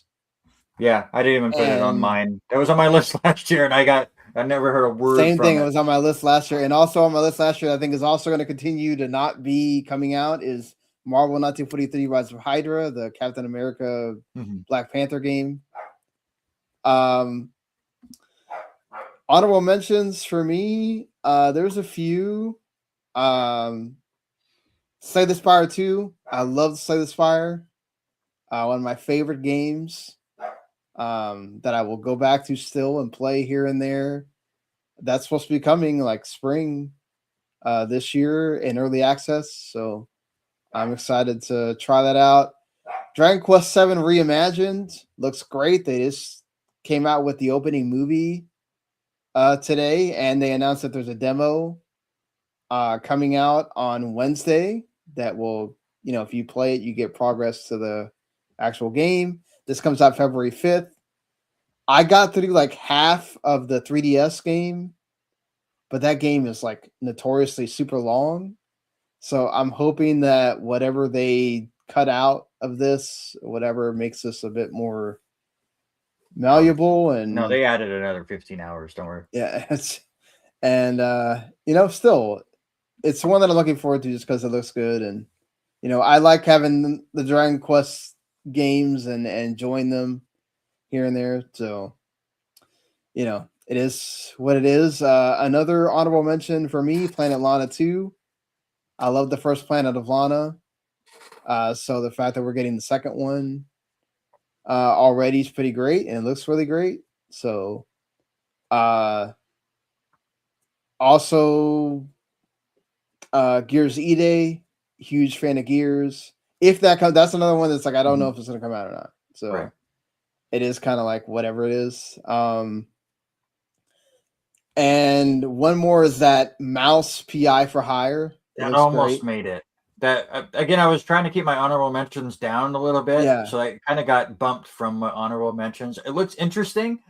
The art style is wild, but not. It's one of those games that it's either going to hit and be a top 5 game of the year game for me, or I'm just not going to like it. And I can't tell quite yet from that. It's such an interesting game. Yeah, like I'm excited about it because I love having was it like Cuphead art style with the shooting. I want to know how much of the detective stuff is in there, because Right. if it gets too into the weeds, like that might sour me some. But like it looks great. Like it looks the music sounds awesome. Like having that narration and that old style looks cool. Like I really love all that. So yeah, that was one of the ones like I was fighting to, is it going to be on the list or not? But yeah, so look, there's a lot of freaking great games. Oh yeah. And there's going to already. We talked about it after last week's podcast that there were so many games that didn't make any of our anticipated lists that ended up high on our game of the year list. And that's going to be the same thing this year. But this year, but most of my games that are on my top 10 are scheduled to come out in the first like 4 months of this year. Because a lot of it is because we just don't know a lot of release dates. Yeah, because I feel like we'd have a lot more announced towards the back half already if it wasn't for Grand Theft Auto 6 looming. So yeah, there's like hardly anything announced past, like there's nothing in the summer. So like past April, there's not a lot. And so and one more I wanted to mention also, because I don't know, I'm worried about it. Is it even going to come out this year? Is Mixtape. Is one that I've really, really been excited about, but it's like, man, they showed nothing of it almost this year. Mm-hmm. And then like, okay, I know it's not like a long game. I know it's not, a lot to it, it feels like, but still it's like, man, you're kind of being real quiet about it, so, yeah. All right. So let's go ahead, I guess, and do our 10 through 7 here. Let me just do Mark's. Sure. You said Onimusha, Way of the Sword is his number 10. Wolverine, number 9. And Fire Emblem Forces Weave, I'm surprised it's that low, is number 8. And then Control Resonant, which is higher for me, is number 7 for him. Yeah, all games that I'm very curious about. I haven't played a Fire Emblem game in a long time, so I won't say that I'll play one, but especially because I don't have a Switch 2. But yeah, I think all of those could, if they come out, would not shock me if they're very high on at least Mark's Game of the Year list, if not on the podcast Game of the Year. They're all heavy hitters, that's for sure. For me, and I was really disappointed because then I saw it on your list, and I thought I was this cool kid. But Parasite Mutant is a game that I never even heard of until I was looking through this stuff.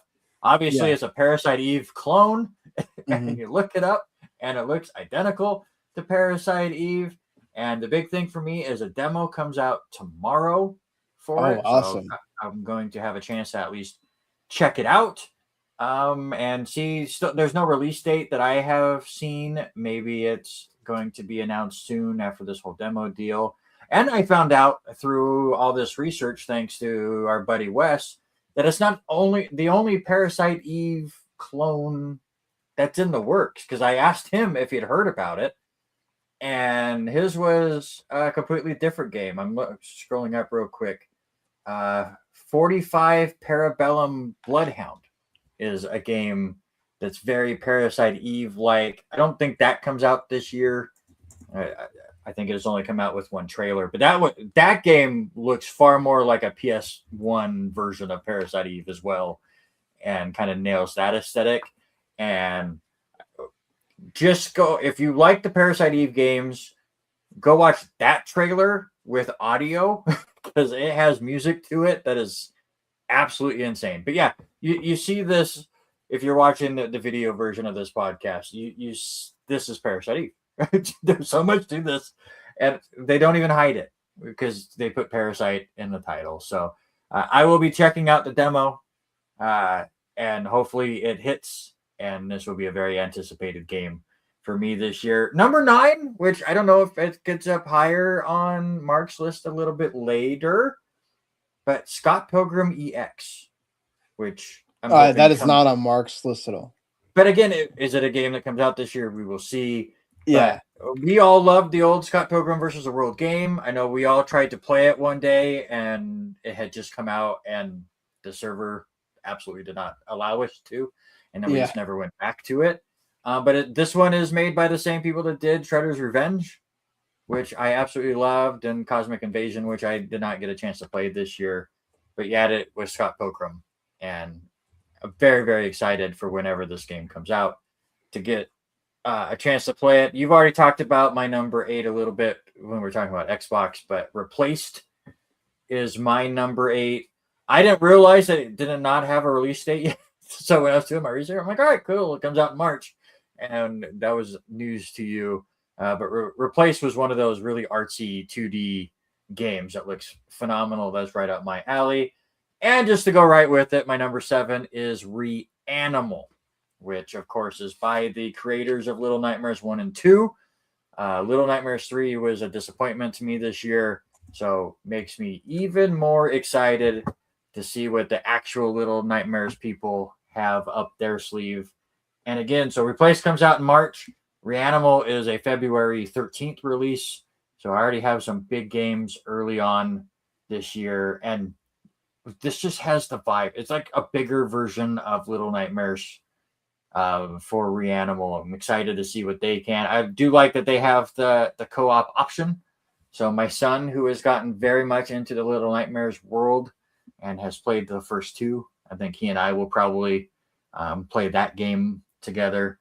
So yeah, 4 games that, if they all come out, all indie. Well, I guess Replaced is not quite indie as much. It has that indie feel to it. It replaces indie, yeah. But I just, because it's all based around Xbox to me, because it was Game Pass and stuff. But yeah, 4 very indie-like games, much like last year, that are going to be kind of dominating my list. Yeah, mine is almost a lot of it is indie, because like they just looked more interesting to me, and then like a lot of these, like, what they are, like I haven't even played the first Trails in the Sky remake. I have it. I need to like start playing it at some point, but like I'm excited the second chapter is already coming. Like that's great. But what that is also. So it's like it's not something that I'm like super, super, super excited. So also we don't really know when it's coming. So it's just it feels like there's a lot like I meant to talk about it when we were talking about the prediction stuff, but I feel like this is gonna be another year where the indies are gonna dominate. 100%. And we don't know which ones are gonna be the big hits or whatnot. Especially if Rockstar does not come, or if Grand Theft Auto does not come out this year, to me personally, and the games that I like to play this year is dominated by indies and Capcom.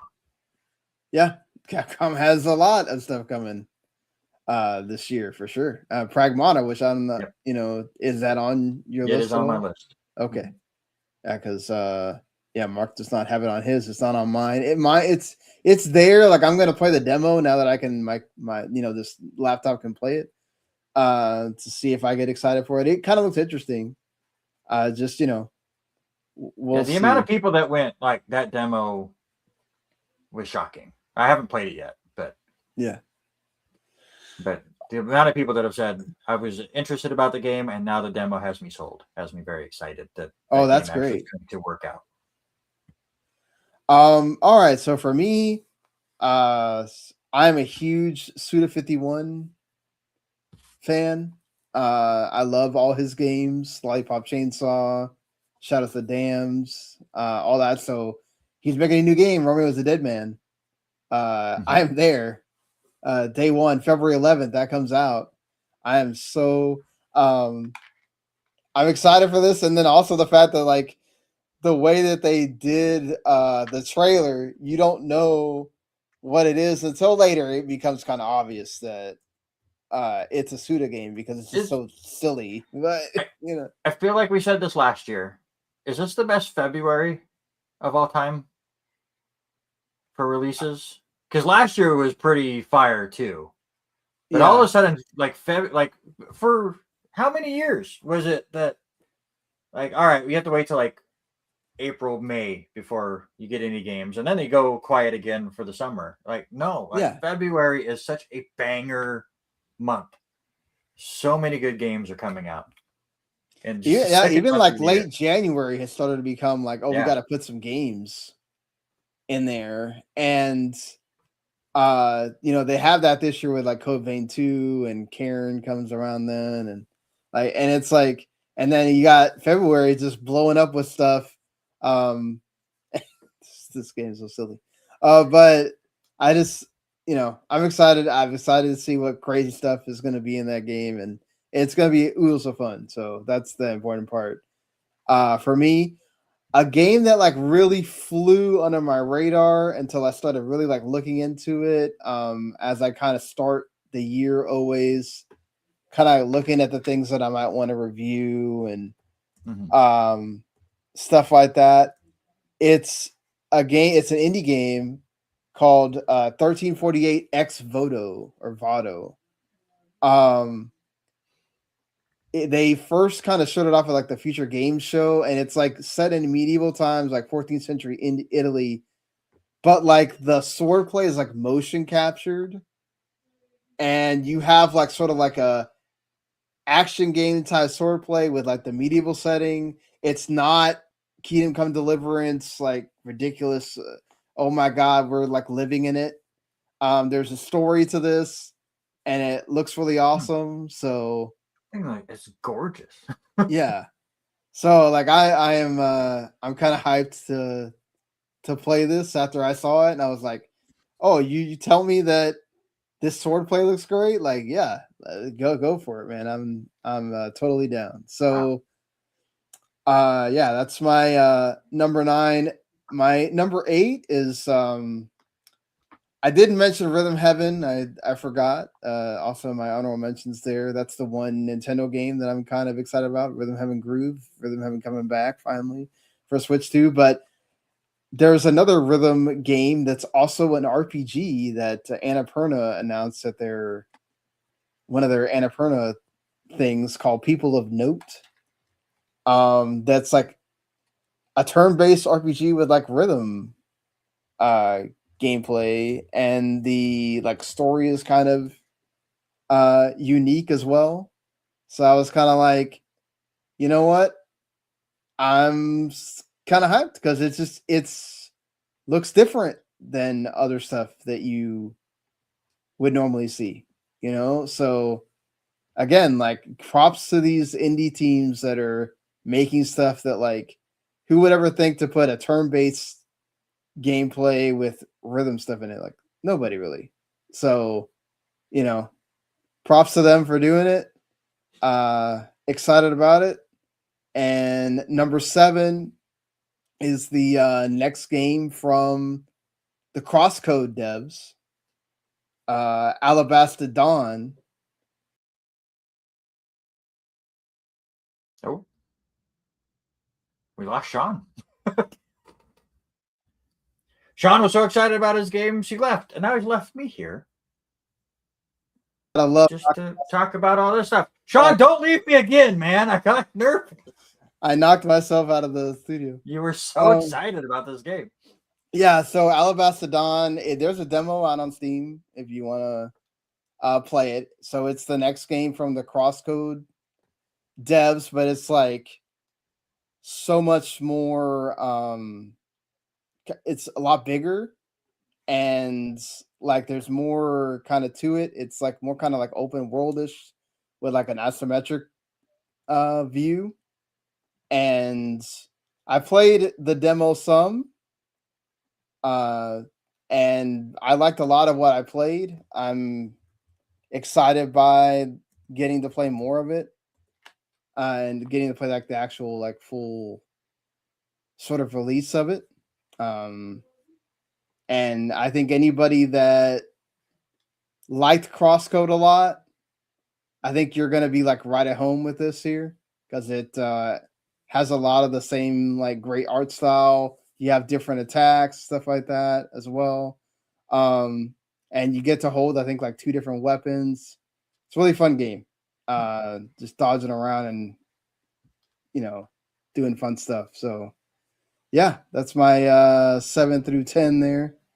I guess let's go through the 6 through 4 here. Mark has Forbidden Solitaire. I'm gonna have to pull up what that is. 007 First Light, which just got delayed to May 26th, if I'm not mistaken. And well, it did get delayed. I just can't remember the date exactly right now.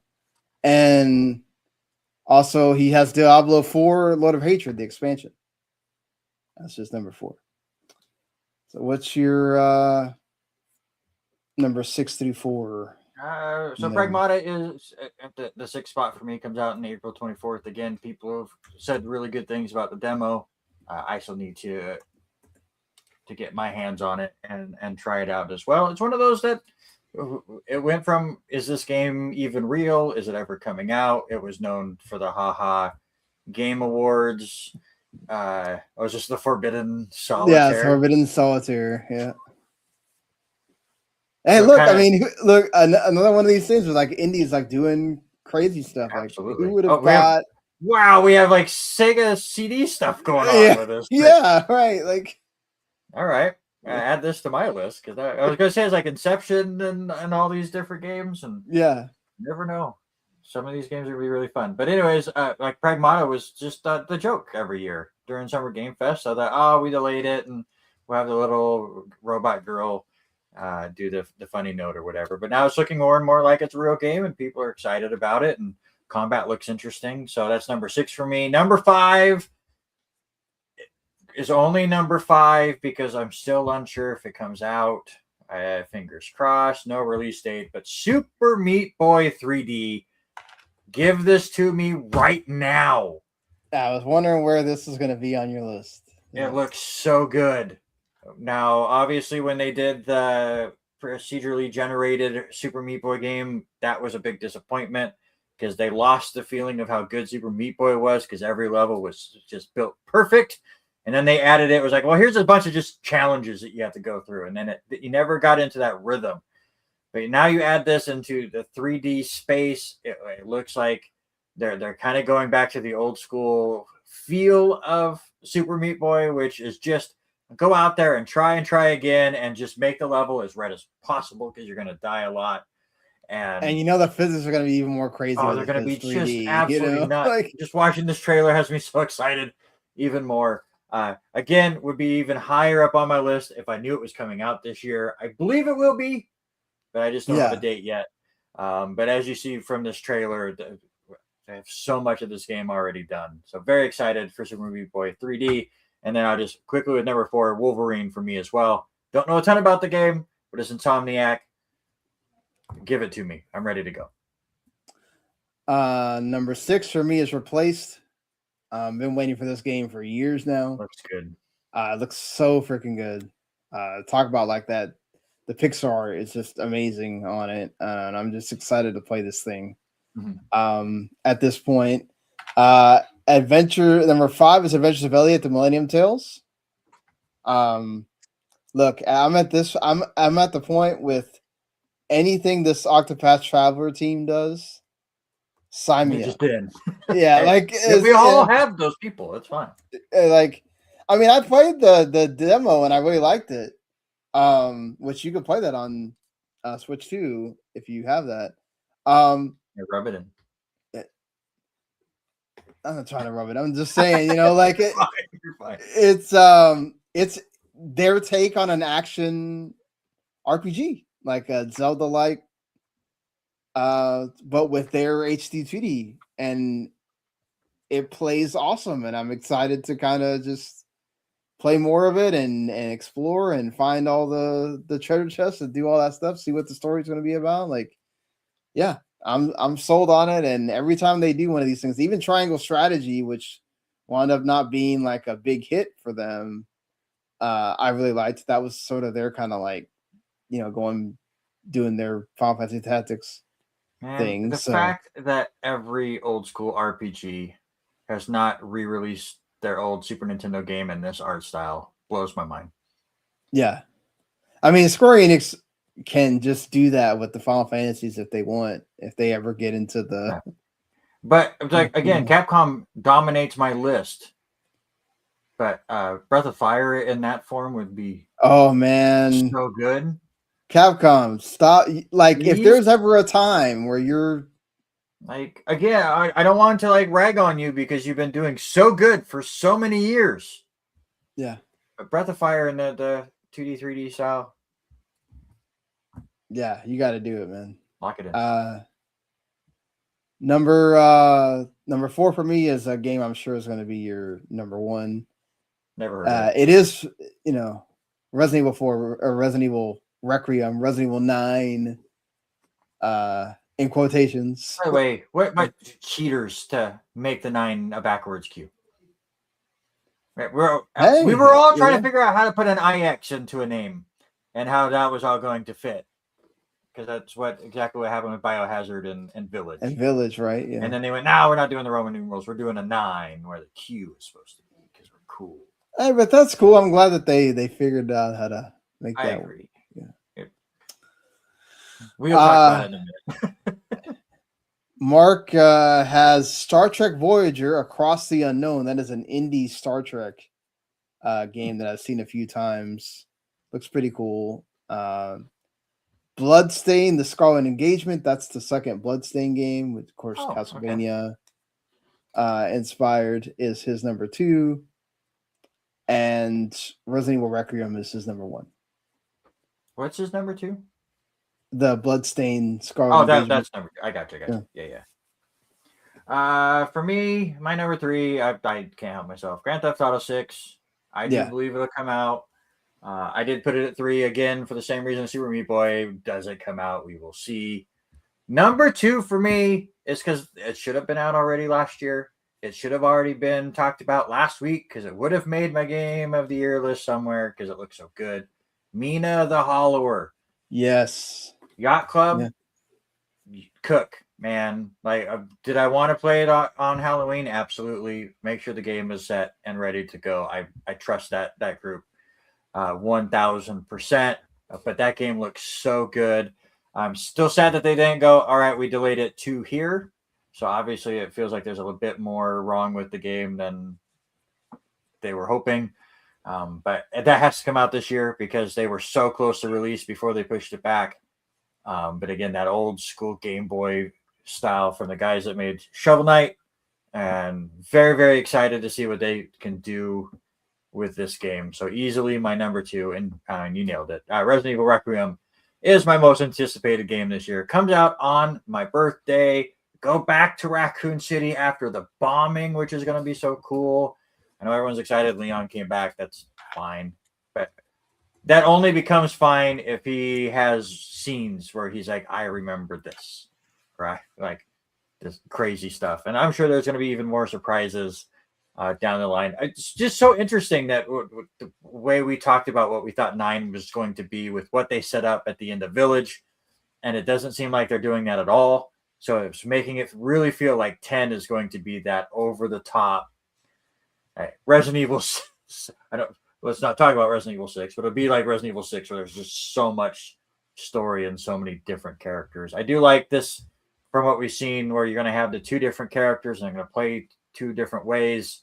Hopefully it's not like 6 where you just pick one and you play through them and it's more of about back and forth. No, I think it is. They did say it's like half the game with both of them. So I'm excited. Resident Evil and Capcom have been nailing it out of the park ever since Resident Evil Biohazard, and then when they started doing the remake stuff. So yeah, just continue to give it to me, and it's a good birthday present. I'm ready to go. Yeah, I want to see how, now that you have the action stuff in here, like how scary is the parts with Grace? How survival horror is it? And then, when you go over to Leon, like, is it total, RE8 where it'll be 2 completely different styles because we saw that with Village. It's like every time you went to a different boss section, the game felt different. Right. So I think that's what it's going to be here, but maybe not well over the top where you're chasing down a weird swamp monster for a bit, and then you're down in a cave with a bunch of robots or mechanical beings or whatever. Maybe not that over the top, but it might be more over the top. You just really don't know where we're going to get with 9. Are you hoping for any more cameos aside from Leon here? Yeah, at least hints. Because again, I really felt like with Chris coming back, and in case he was a big part of both 7 and 8, that we were getting ready to go to this new Umbrella headquarters and shut everything down. And you saw that with oh God, what's her name? The girl from 8, where she's no longer a baby. Rose, thank you. Yeah. And then her DLC was fine. Yeah. I thought we were going to get a lot more with her, and she was going to be the main character, and it was going to be more mansion based, but whatever facility they're going to. But again, I really start now that we've seen where we're going back to Raccoon City for this with 2 different characters that have nothing to do with the last 2. It kind of feels like 10 now is going to be that Avengers Endgame of Resident Evil, where they all try to shut down Umbrella for the 87th time. But yeah, I'm very excited to see where all this goes. I don't want as much like cameos from characters. I'm excited to see cameos of locations, because obviously we're in Raccoon City. It's been bombed, but not everything's completely destroyed. So I just want to see a broken. You can already kind of tell we're going to see a broken down RPD. We're going to see broken down places that you play in Resident Evil 3. Will the clock tower show up in Resident Evil 9 because it didn't show up in Resident Evil 3 Remake? That is the question. And I hope that even though they weren't planning on having it because everyone got so upset that section of the game did not make the remake, I hope it makes an appearance in Resident Evil 9. I hope for your sake it does. It'd be fun. Yeah. All right. So my number 3, 2, 1 here. My number 3 is there would be a different RPG here, Threads of Time, which is like the Chrono Trigger like, but I don't think it's gonna come out this year. I'll be very surprised. So I just didn't even put it on my list because I feel like it's not gonna come. But the one of the many pixelated indie JRPGs that I'm excited about is Sacrifier, because it looks awesome. And it has like action, sort of turn-based combat. It, has kind of odes to different JRPGs and does amazing stuff. Every time I've seen trailers for this, it looks better and better every time. And yes, you can mess with time and whatnot, so you can go through and do the attacks and be able to figure out when you're going to block and all that stuff, which is fun. So yeah, I'm excited for this game. Hope it looks like it's finally going to come out. Pixelated Milk has kind of said as much. We just don't have an exact date so far, but yeah, this is one that's definitely I am hyped for when this comes. Number 2 is Control Resident. Love Control, love that whole Alan Wake, all that. Love the lore of getting into that. And excited to see what Control 1 was so good. It was my game of the year that it came out. I still feel bad that I did not play it till after 2020 because or was it not 2020? What year did that come out? 2019. 2019. So that was the big battle between Death Stranding and Fire Emblem, and then I played Control and I went, Control might have ended up winning. Yeah, like, obviously Death Stranding was still going to be my game of the year, but you might have been able to convince me with Control because Mark really liked it too. When he was able to, I don't know if he played it that year or the next year, but I know we've talked about it since. And yes, it ended up all of us really enjoyed Control. We just didn't play it that year.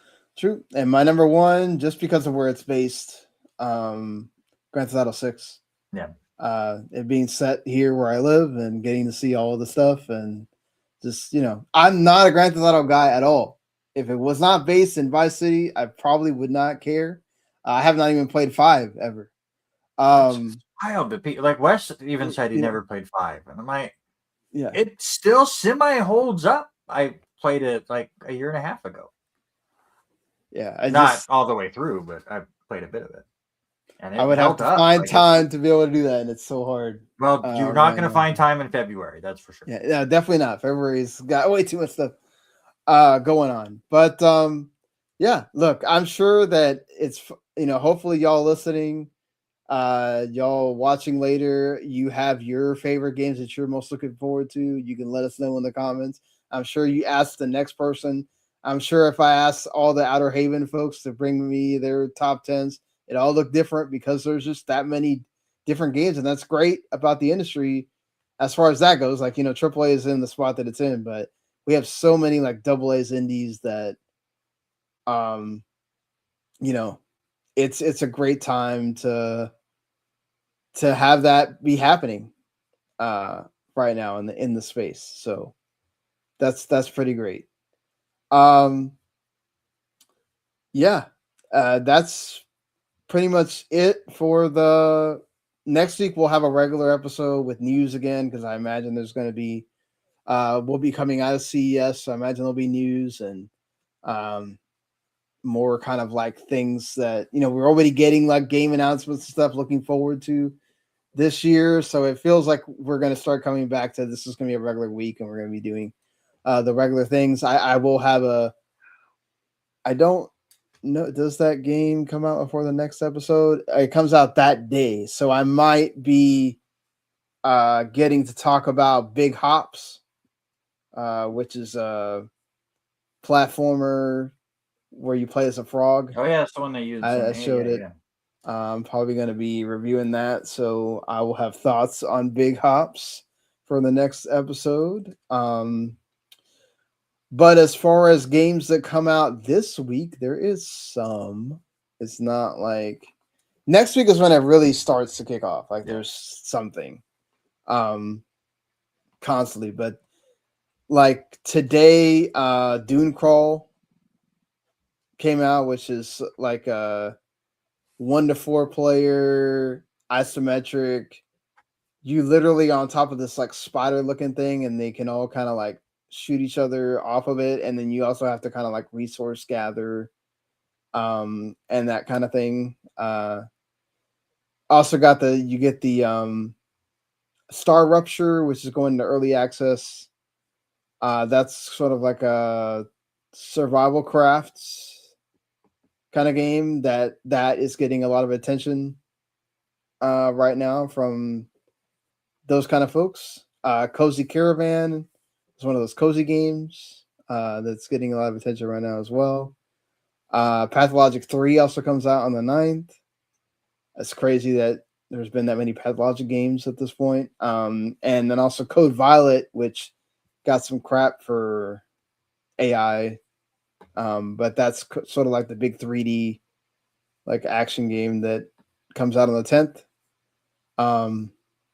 But yeah, thank you, Randy, for being on and covering for Mark, and all of us getting to talk about our games, and let us know what you think is going to happen in this upcoming year here, and your favorite games that you're looking forward to. And we'll see you next week, everybody. Peace.